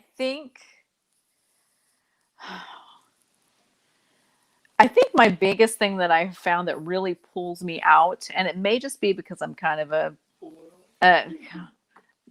you're not. He's not helping people. I don't know if you can hear him, but he's just not helping right now at all. I should have just probably had him in on this entire interview. It'd been much more interesting. We'll be having John Hale on in December, and Yeah, John will be your next guest. Oh, Oh, you heard that? Yeah. yeah. Oh, So- oh yeah. yeah. It's either him or the Kool-Aid Man, one of the two. it's like being an author's wife. Yeah, what's it like being an author's wife?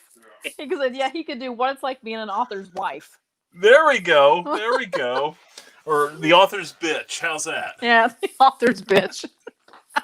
Yep. He's like, yeah, Yep. pretty much, yeah. Yeah. Oh. Oh. So anyway, back to the question before I forget what I was No, we saying. kept the question up so Yeah. you'd be There you remembering go. what it was. Yeah. Yeah, that's how short my memory is. We're a good host. Yeah.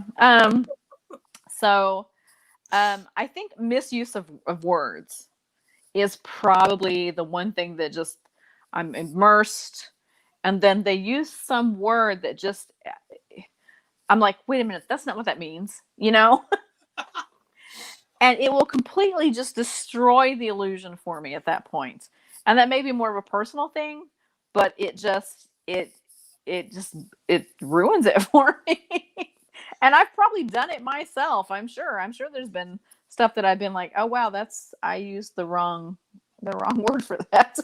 But it's just something that, when I see it, it's like flashing lights, So that's probably that. And this is kind of on topic, but not. The badly written love scenes crack me up. Oh, God, So if yes. any of you have ever read any romance, and if you've seen a horribly written romance scene, you know what I'm talking about. But those are probably just the most hilarious thing. I seek these out on purpose because they just make me laugh. They're so bad. Yeah, I love how you post them too. Yeah, I like to share I've them in never my seen group. so many uses for nipples in my life as the things that you reprint Yeah, from other writers. yeah. I didn't know body parts could do some of the things they do according to these writers. Yeah. So yeah, apparently I haven't trained my body correctly because I can't do a lot of the stuff they say in this book. Well, as long as they're not exploding, I think you'll be fine. I have seen that in some of the Exploding? things. I have Yeah. not seen that one. No. Yeah, I've seen a couple where they explode. Oh my gosh. If they're Yeah. emotive, that's one thing. But when they're actually percussive, that's another step. What's down the road? I don't wish. Yeah. Mine or anyone else's. I don't want to be in the blast radius. Anyway, Oh my gosh. Cindy Kemp would like to know your favorite villain. Favorite villain, like overall or one that I've written? How about both? If it's one that I've written, it has to be Lawrence Mills from Havenwood Falls. He is the absolute most despicable person on the planet, in my view. He's selfish. He's arrogant. He's biased. He's sexist. You name it, he's got it. And he's just this old cantankerous dragon shifter who thinks everyone's beneath him. And so he's been my favorite. I've loved messing with that character and seeing just how devious he can get to get his own way. So that one's been fun. As far as overall villain, if we're just talking anything, that's kind of hard. There's so many. The first one that comes to mind is it's a movie, but it's David Tennant's character in Bad Samaritan. Oh yeah. He is so good in that role, and you just can't help but kind of like him a little bit because he's just.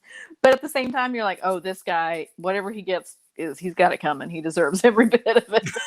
So yeah, it's. I don't know. There's a lot of villains that I kind of love to hate. It'd be a long list, I'm sure, if I wrote it all down. I hear you. It'd probably change in an hour, right? Yeah, probably would. Well, Cindy Kemp also comes back with who's your favorite hero? Oh, hero.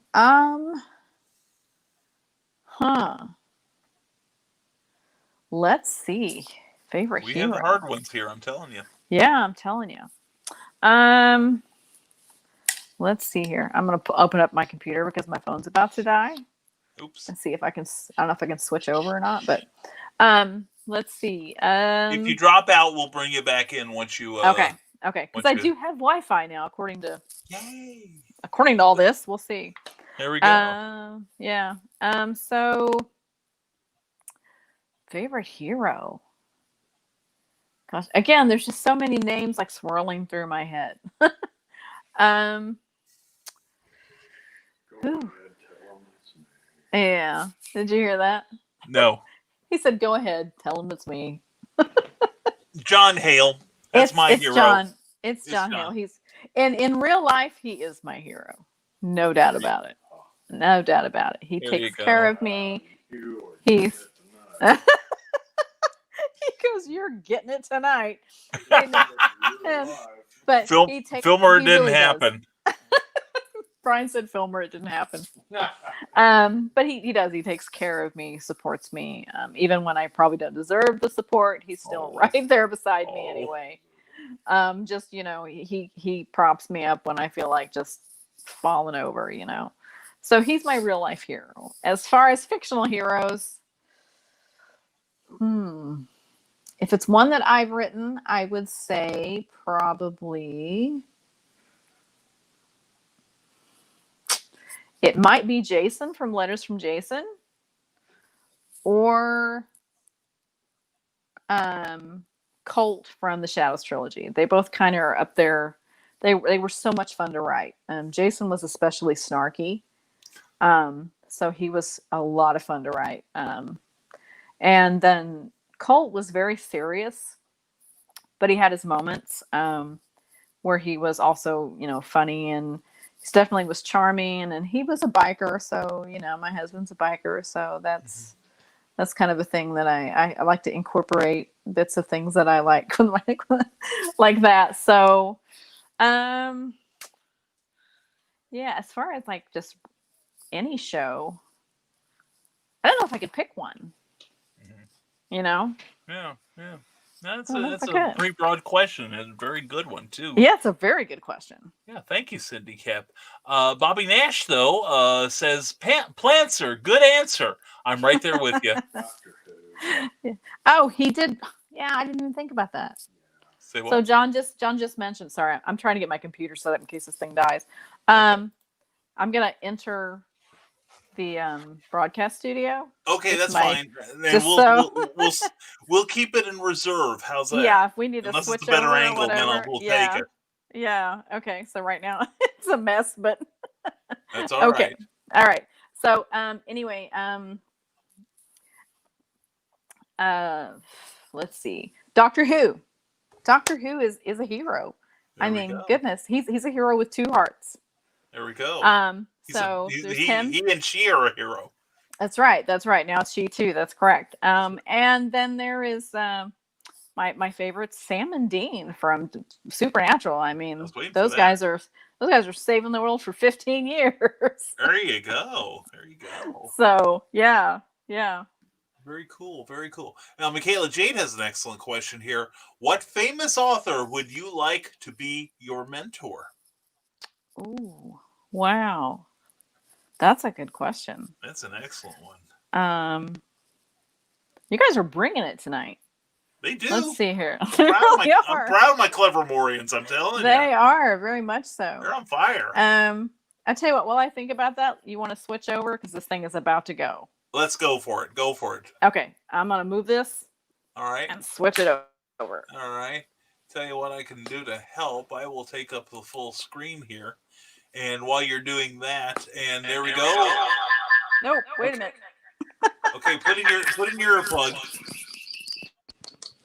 Otherwise, I sound like God.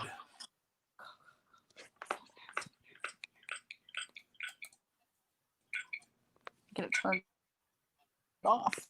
Get it turned off. Get it turned off. I can't get it turned. Okay. Here we're. Okay. I can't hear you, Amy. I cannot hear you. try backing out of StreamYard, test your mic in the outer area, then come back in, okay? I'll vamp. Anyway, folks, again, you can tell this is being done live. Anyway, don't forget next week on Clever Title Pending, we're going to have broadcaster Brian Wensloff of Reels and Heels. And it's going to be an awesome, awesome event. And we're going to bring Amy on again. Before I promote again, Amy? Hey, can you hear me now? That's perfect. Beautiful. Just like the AT&T commercials. All right. So anyway, did you have an answer during that moment of bewilderment, that moment of confusion? Did you have a moment of clarity where you're ready to say no more than you had before, huh? Yeah. What was the question again? I'm not going to tell you. Anyway, what kind of host do you think I am? What famous author would you like to be your mentor? Let's see.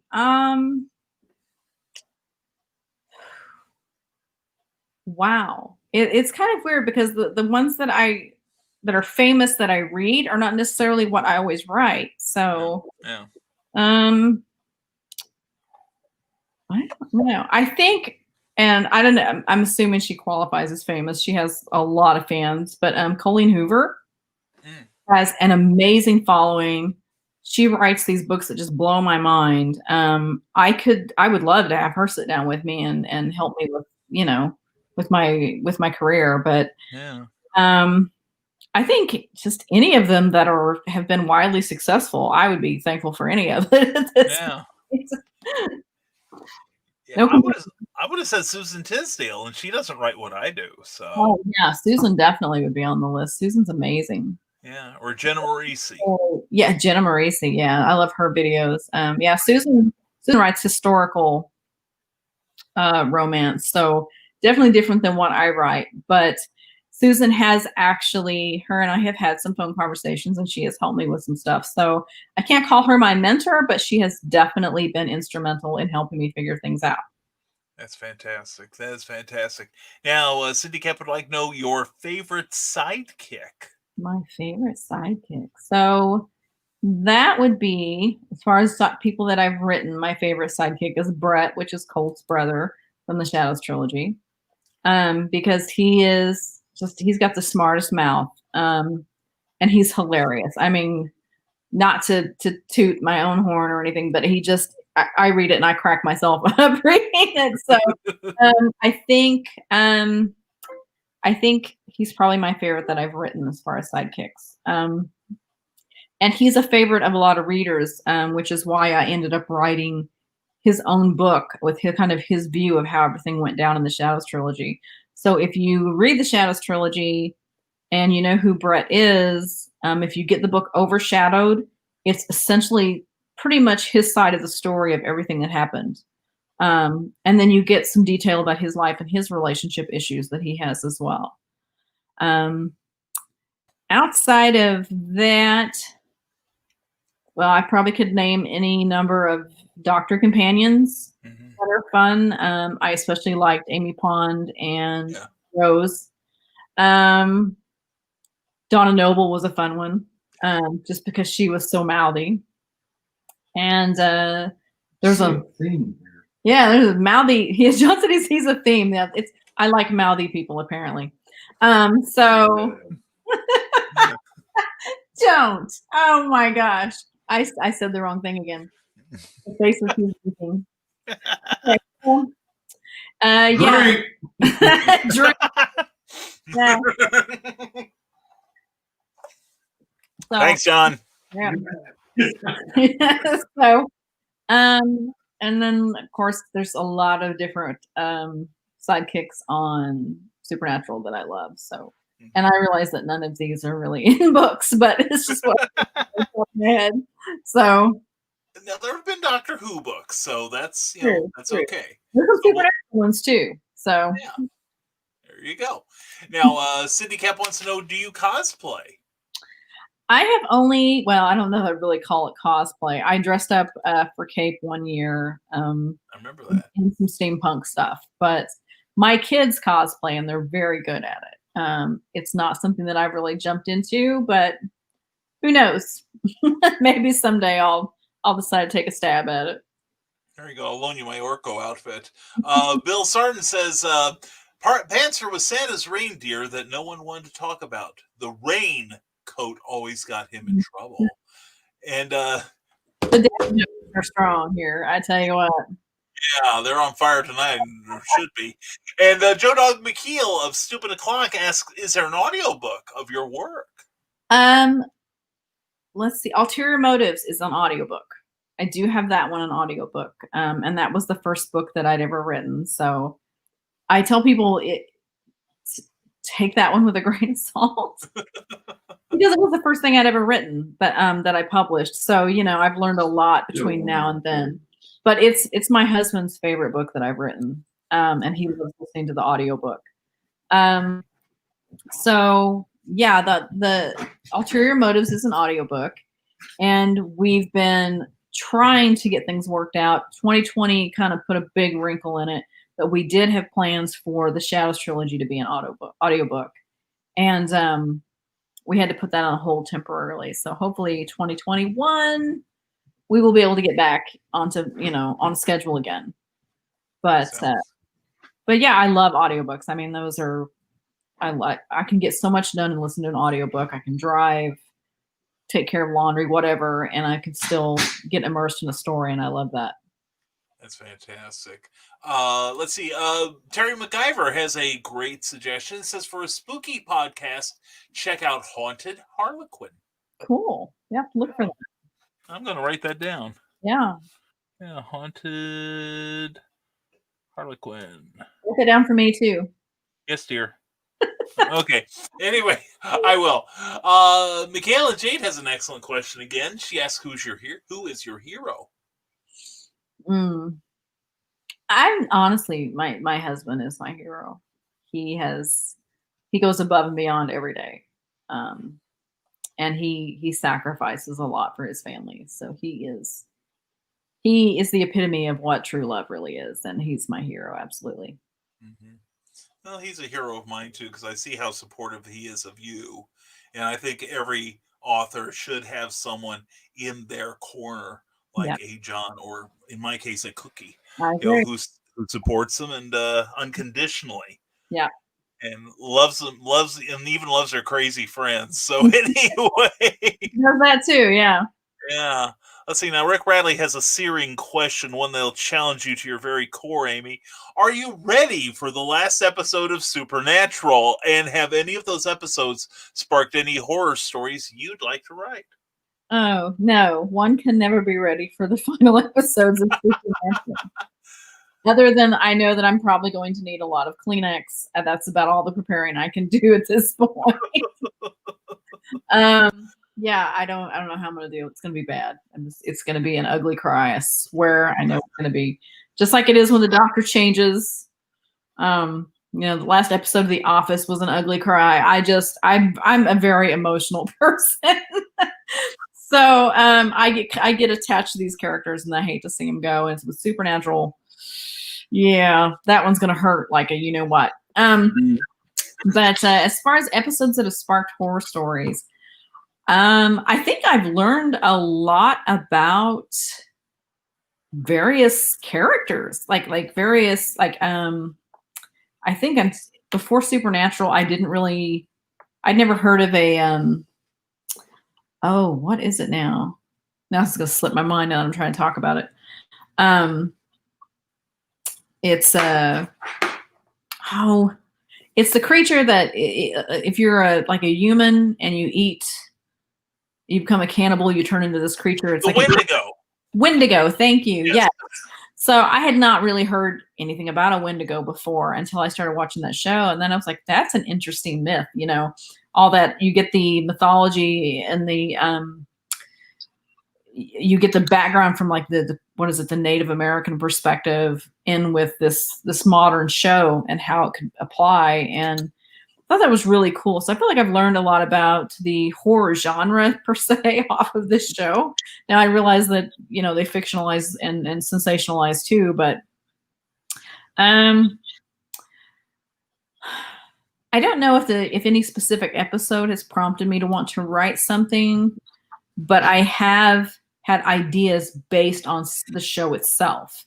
that I think, oh, what if somebody did this, and almost more like fan fiction. Except for I would love to take that idea and turn it into something original. So, I don't know if I'll do anything with that ever or not, but it's up here. Yeah. Not enough hours in the day, right? Right, exactly. Yeah. Now, I'm going to get to Brian Rodman's question in a moment, but Cindy Kemp has a very good explanation here of the unreliable narrator. That's one who totally misunderstands what's going on and so cannot tell the reader what's really happening. For example, the movie about the kid who sees dead people, The Sixth Sense, right? Yeah. Okay. The police officer helping the kid is an unreliable narrator because he doesn't know he's dead. Okay. So this would be from the character's perspective. Yeah. Okay. That's brilliant. See, this is the learning place. This is why I love you guys. Yeah, I like that.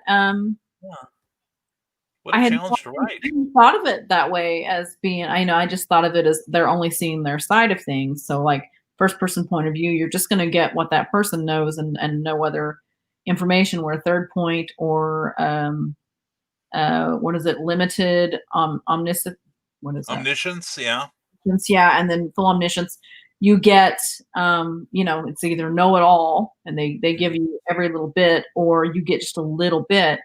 But yeah, I hadn't thought of it that way. I like that. That's a pretty cool way to look at it. Brilliant. Well, think of it also the episode Rose of Doctor Who. For the most part, that's told through Rose Tyler's eyes. And at this point, she's never met Autons. She's never met an alien with two hearts, certainly no Time Lord. But so much of the story, that first episode by Russell T Davies, is pretty much through her perspective. Yeah. You're learning all this right along with her for the first time. Exactly. Thank you, Cindy Kemp. That's sheer brilliance. Yeah. And Brian Rodmans asks, what are your top 5 spooky movies of all time? Oh, spooky movies. Okay, let's see. These movies that I've watched once, or movies that I would actually watch again? Well, what are your favorites? Oh, let's see. Because there's some that I've watched and been like, okay, I've seen that. I don't ever want to see that again.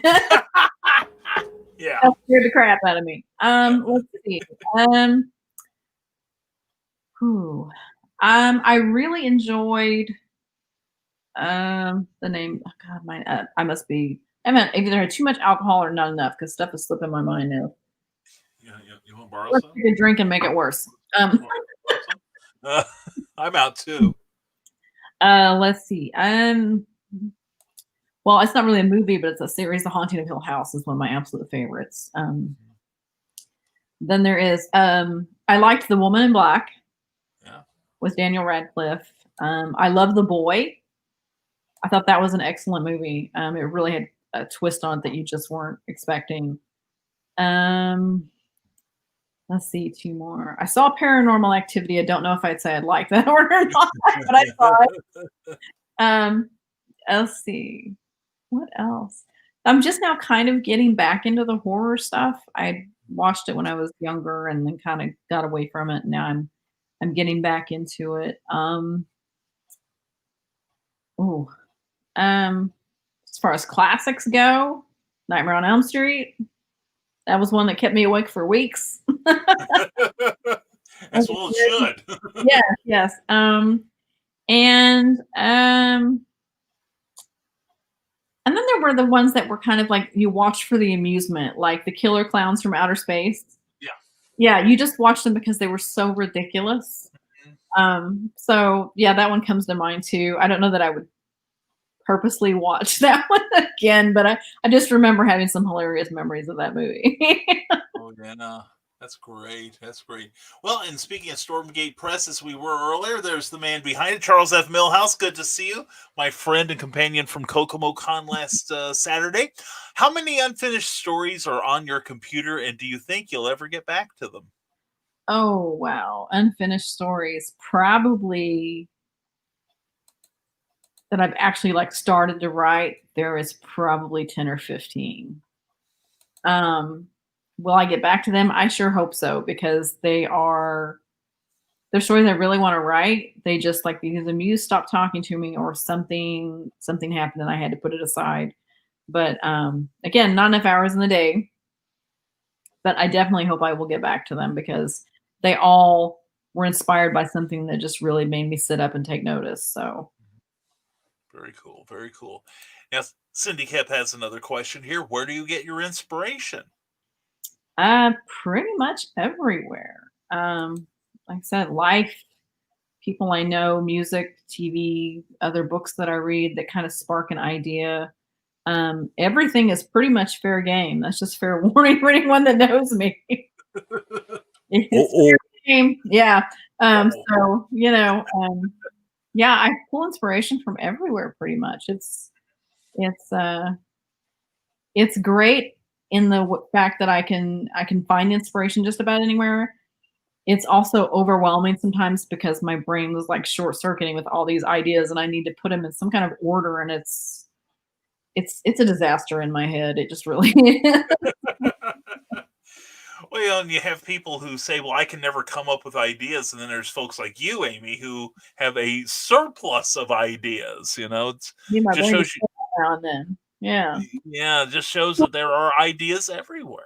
You just Mhm. have to keep your mind and eye open.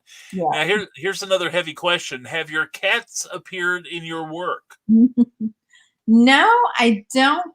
Can't say that I've really written any animals into my work. Trying to think if there's any animals in my work. I don't know if they weren't a shifter. I don't know that I've written them into my books. So, no, my cats personally, no, nothing like that.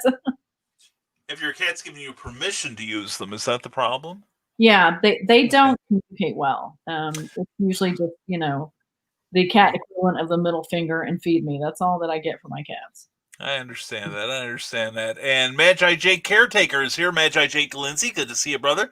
Next non-con, we should get a group pick. Yes, we should. You're Absolutely. absolutely right. We that's the one thing we missed this year. Yeah.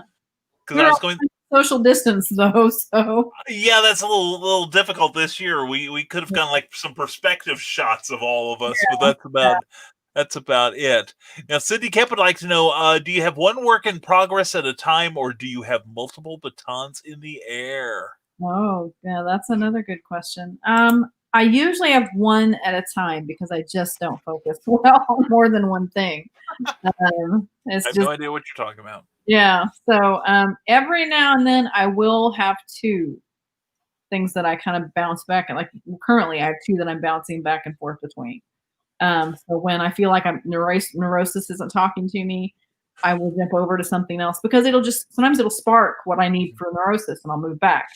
But it's a good way to kind of to break that wall that sometimes is there when you feel like you're stuck. But most of the time it's just one at a time because I'm not that complex. I can't think that well. Oh, see, folks, we're on here to show you that you can do this. If we can do this, so can you. If my brain can do it, yours definitely can. Yeah, you got no problems, people. Nothing you need to report. Anyway, we got to behave now because Jason Snyder's in the house. Hey, Jason. Hey, Jason, how's it going? Hey, you two. I hope you are both well. I certainly am, and I hope you are the same, brother. Good to see you here. Jason, along with Keith Age, were our hosts at NonCon. Mm-hmm. 3 weeks ago, and we had a great time, and we're already planning to come back out there, I'm sure. It's so much fun. Oh, definitely, and great, and of course, great company. So it was so cool, so much fun to hang out with my peeps. And Cindy Cap asks, are there any genres you would never likely write? Well, I kind of subscribe to the never say never because I've surprised myself at times. But I can't see myself writing full-blown fantasy. As much as I like the dragons and all that, I don't. Like I love the Lord of the Rings. When I was a kid, I read all of those. I love the movie version, but reading it, I kind of find myself kind of dipping. And I don't know. I don't think I could write it successfully because I struggle sometimes even just reading it. So it's just one of those things that I have to really focus on for some reason. And I don't know if it just doesn't hold my interest as much as it used to, or if it's just my lack of ability to write it. It may just be that, I have zero talent for that. So it doesn't really suck me in like the stuff that I like to write. Well, let's see, here we go. And I'm looking, we have just passed the 2-hour mark on this amazing conversation of ours. And how about we take a few more questions, and then we'll save the rest of the questions for the next time you show up here. How does that sound, Okay. Amy? Sounds good. All right. Jason Snyder, first of all, has to mock us with his laughter. And we're going to take them in order here. Brian Rodman asks, if you could do the Amy Hale spin on an existing story, what would it be and why? Why would it be? Ooh. Would probably be the supernatural storyline. I would love to like put a spin on something similar. Just because I love the idea of two average brothers hunting down monsters to keep the world safe in this never-ending battle of good versus evil. I would love to take that and put my own spin on it in some way. And I said I've got some ideas that I think maybe eventually I'll try to play with, but again, it's down to worrying about, am I copying someone? Am I doing this correctly? So if I approach that idea, it would probably be very, very cautiously. That makes sense. That makes sense. And Rick Bradley says, I know all the devilishly handsome short guys in any of her books will be based on him.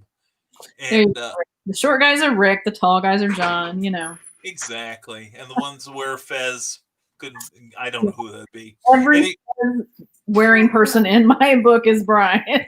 That's right. And she's going to keep it that way if she can help it. Yeah. Cindy Kep says, Amy, check out Adam Graham's Powerhouse series. Sounds like your dad's superhero tales. Oh, yeah. I'll have to check into that. That sounds good. Yeah. And hey, Amy from Brian Wentzoff. Brian, good to see you. We'll see you next week. And Molly Daniel says, hi, Amy. Hi, Molly. Yeah, we've almost got the whole gang from non-con here, don't we? All we need is Keith Age, and we're that, yeah. Yeah. Cindy Kep asks, what is your most interesting potential reader interaction? That could be good or bad, I would say. I don't know if I can tell this story on air. Uh-oh. Just say that there have been some interesting ones. Some have been very flattering and very sweet. And then there are some that were unable to appreciate my personal space. Oh, yeah. Yeah. And let's just put it this way. I got a lap dance from a reader once. That's as far as I'm going with that story publicly, but yeah. Okay. It was not of my own free. I mean, I was not consenting to this, so it was interesting. I can imagine. Rick Bradley says, tell John I said hi. We need to get over and have dinner with y'all soon. Absolutely. You're not that far away. We need to do that. Yeah. And Rick, keep the early afternoon of October 31st open. Okay. That's what I'm telling. That's what I'm saying. And here we go. Let's go back. We still have a couple questions to go. Oh, here we go. Eric Hawkins. Good to see you here, Eric. Asks Dean or Sam? Is that it's like the universal question though, isn't it? That's like, what is the meaning of life? It's really tough for me on Dean or Sam because Dean's just got this certain, I don't know, something that kind of pulls you in. But he's also can really be kind of a jerk. And Sam is this really sweet, lovable character who sometimes needs a good slap up against the head. So it's really hard to choose between the two. I guess I would tell people that I've seen the stickers in like Hot Topic and stuff, and they make me laugh. I guess you would say I'm a Dean girl who is Sam curious. Ooh. Ooh la la. And Molly Daniels says, love you, John. I love you too, John. Who doesn't? Or he'll have a chance to. And Brian Wenzoff asks Amy, name 5 fictional characters from books, TV shows, or movies you'd like to hang around with. Ooh. So obviously Sam and Dean, assuring that I don't, die. Um, Yeah. Doctor Who. And Jim and Pam from The Office. I would love to hang out with them. I think I would be really good at helping them with their pranks. So I guess that's 5 right there. There you go. Yeah. Actually, with the Doctor, you've got 13. True. You're an overachiever. It's super interesting right there. Oh, so anyway, Christian Basil's here. Legend of the Traveling TARDIS. Everybody give that page a like because he's just passed 39,000 likes. Isn't that amazing?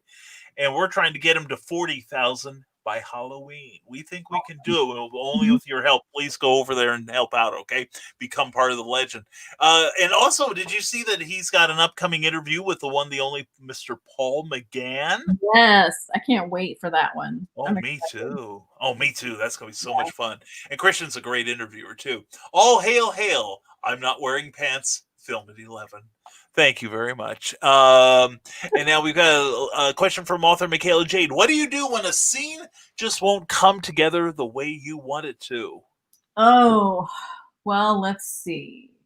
Flip off the screen, scream, cry. That's reasonable.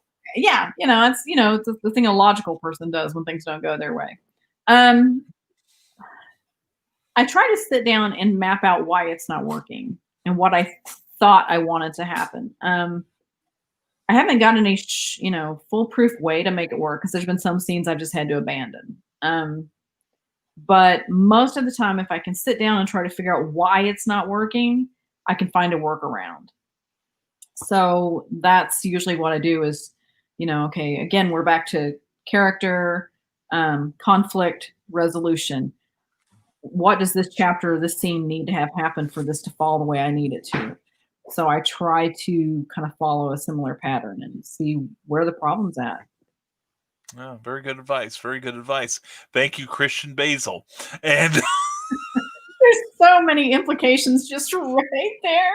I know, but knowing Christian as I do, it's probably what we think it is. Yeah. I'm almost. I bet the mortgage money on that. Rick Bradley. When I was reading your Havenwood Falls books, I imagined Lawrence Mills looked like Peter Cushing. Yeah, that's pretty accurate. Yeah. I think so. And let's see, we've got time for a couple more here. See, Rick Bradley said, I loved Ulterior Motives. It definitely kept my trips to work entertaining. I liked it too. I'm glad to see you got the audiobook. Yeah, I'm glad you liked it. Yeah, seriously. And I just read it while I was driving. But anyway, Michaela Jade says, what are John and Amy doing back there? I hear giggling. I don't know. John went to bed, so I don't know. You might hear maybe Matt and Jess talking. I don't know. Yeah. Or if you hear hiccuping, I'm on my way. Anyway, and Eric Hawkins says, whoa there, Brian. Calm down about the Wendigo. Hey, you. That's enough out of you. And Jensen Ackles will be returning to the screen next year as Soldier Boy on The Boys. Have you seen any episodes of The Boys yet? No, I have not. But when they announced that Jensen would be joining, I decided that I would definitely eventually be watching. So there you go. So yeah, I need to start watching and get caught up for season 3. I hear that Soldier Boy, which I don't know a whole lot about, admittedly, is going to be so very opposite of his Dean character. So I'm excited to see him play this kind of flip flop. It'll be interesting to see him in a different kind of role. That would be. Now, Michaela Jade has an awesome question here, I think. It's one we don't get asked enough. What's the best part of your day? Oh. Isn't that beautiful? That's a good question. I would say when everything is as it should be, there's 2 favorite parts of my day. There's in the morning when it's quiet. I've got my coffee. I've got my sunrise. Sometimes if it's nice, I'm in the backyard listening to my chickens. Just kind of contemplating and meditating on the day. The other part of my day that I look forward to is when John comes home from work. So beautiful. My Beautiful. two favorite parts of the day. Excellent. Christian Basil says, I need you to write my autobiography. It'll be adult science fiction pop-up book. I just bet it'll be popping up. Anyway, Christian then has a... Yeah. Oh, and I thought he'd be the one to bring this show to hell. No, it's me. Anyway, Christian Basil asks, pardon me, and this will be the last question of the night. Have you overheard someone saying something strange that you used in your writing, and what was that phrase? Oh, That's I a know great I've heard question, things. Christian. Yeah, that is a great question. I know I've heard things in the because John and I have this thing. I look at him and be like, "Did you just hear that? Did you just hear what I heard?" You know, I don't. I can't recall a specific time when I necessarily used it in my writing. Although there may be times when it inspired me to create a character around that weird sentence or phrase. There was an old woman in a line one day at the store who was talking rather friskily about her neighbor. I can't remember everything she said because it's been a while, but she was for her I would say she had to be in her 80s, but she was still very much enjoyed looking at the menfolk and talking about their behinds and whatnot. So I'm cracking up listening to this conversation standing behind her. So I put that in one of my books. I didn't, word anything exactly, but there is a scene in, I think it's maybe the second trilogy, the second Shadows book, Shadows of Deception, where I wrote in an elderly neighbor that really likes to pinch Colt's butt. To the point that he's just, this big biker dude is kind of terrified of this little old lady because she really likes to pinch his rear end when he helps her get groceries to the car or whatever. So he tries to avoid her if at all possible. And of course, Jane thinks it's hilarious because she's a sweet, innocent little old lady who just looks, she looks completely harmless. And here she's got these grabby fingers. So that inspired that scene, just listening to that woman talk. But outside of that, I can't think of anything specific. That's fantastic. Actually, we have two more questions from Cindy Cap that you can answer very quickly, I'm sure. What is your favorite snackage?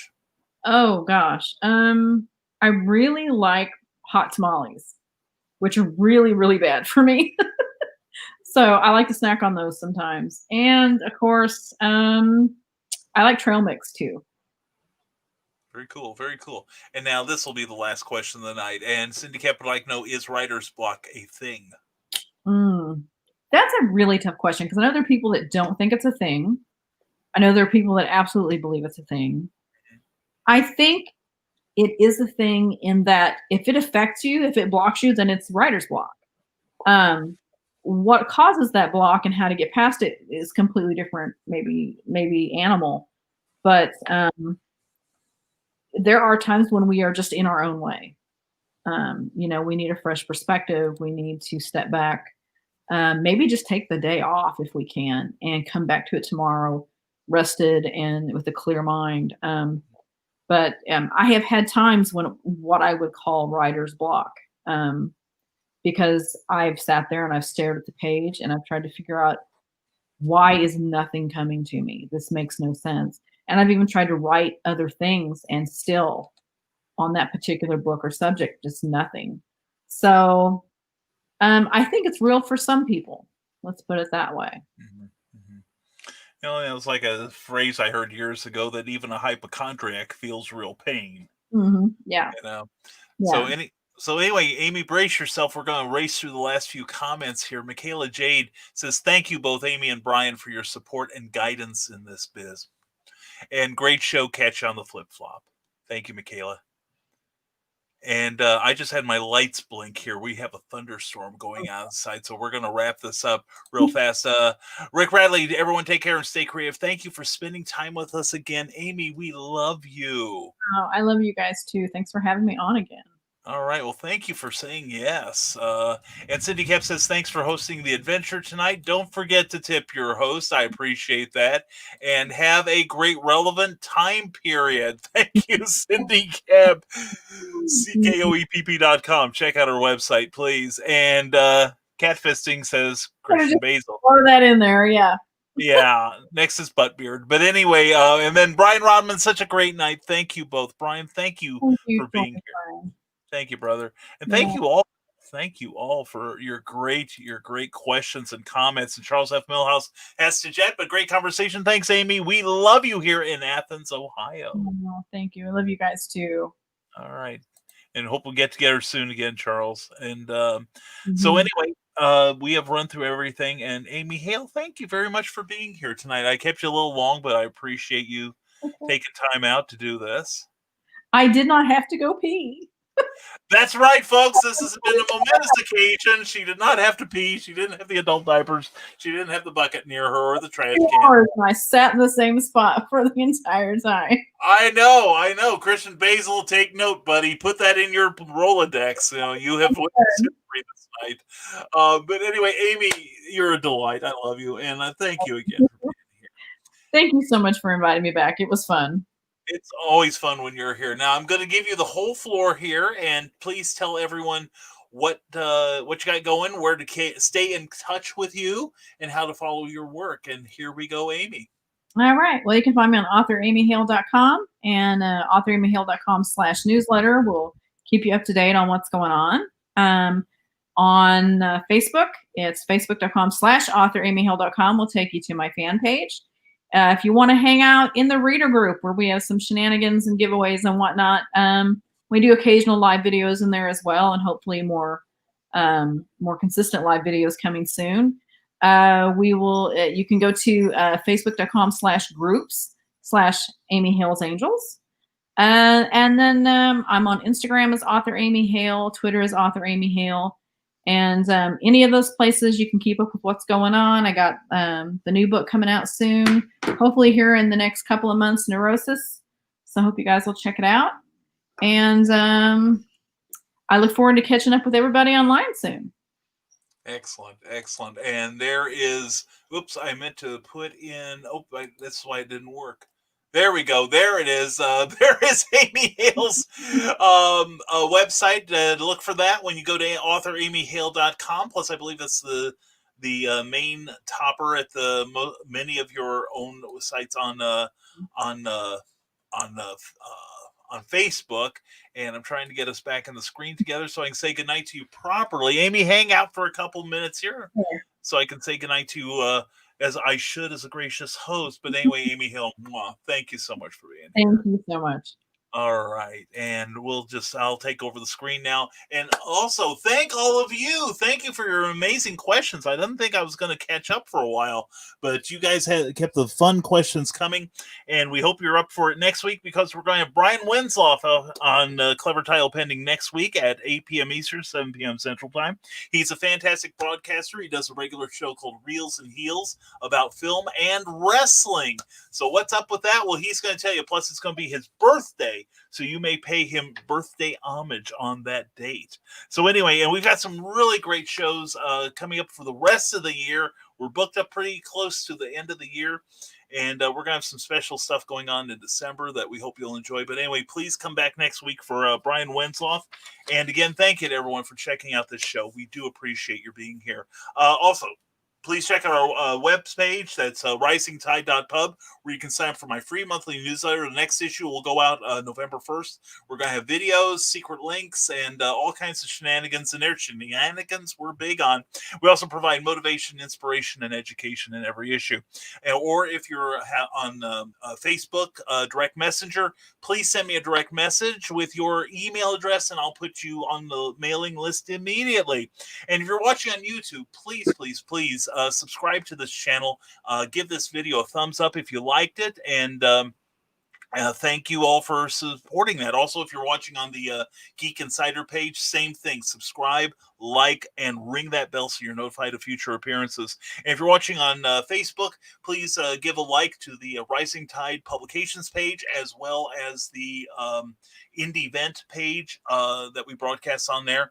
We would appreciate it. It helps us in our search visibility. And if you're listening to us on iHeartRadio, get my list here: iHeartRadio, Amazon Music, or Spotify. We hope you enjoyed this podcast, and we hope you'll tune in for more. Also, you can check out our past library of shows on those aforementioned podcast networks, as well as our YouTube page. So in closing, I clear my throat. And again, everyone, thank you so much. And we'll be hopefully seeing you tomorrow morning at 10 a.m. Eastern, 9 a.m. Central on Nevermind the Furthermore, the interactive talk show where you are the guest. And as always, I'm going to tell you all, and I hope you follow this advice: stay smart, stay safe, wash your hands, and never apologize for being awesome, folks. Thank you again for being here for a clever title pending, and let's roll that beautiful bean footage. Now comes the part where we throw our heads back and laugh. Ready? Ready!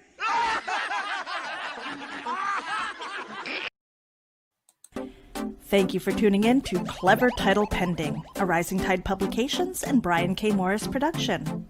A member of Comic Book Advocating Network and sponsored by GeekInsider.com. Become part of our show with sponsorship and advertising opportunities. For details, contact advertising at GeekInsider.com or visit podcast.geekinsider.com. The Geek Insider podcast is available on your favorite app, so please hit the follow button and share it out to your friends, because if you don't, you might have to turn in your geek card.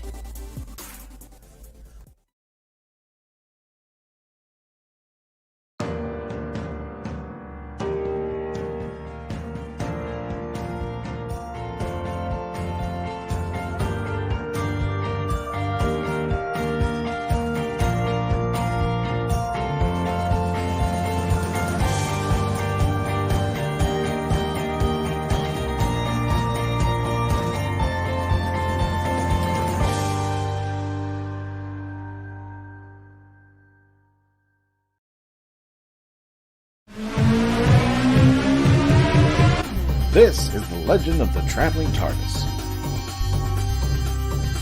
Follow us on Facebook, Twitter, and Instagram. Subscribe to us wherever you listen to your favorite podcast. Also catch us on the HWWS Web TV YouTube channel.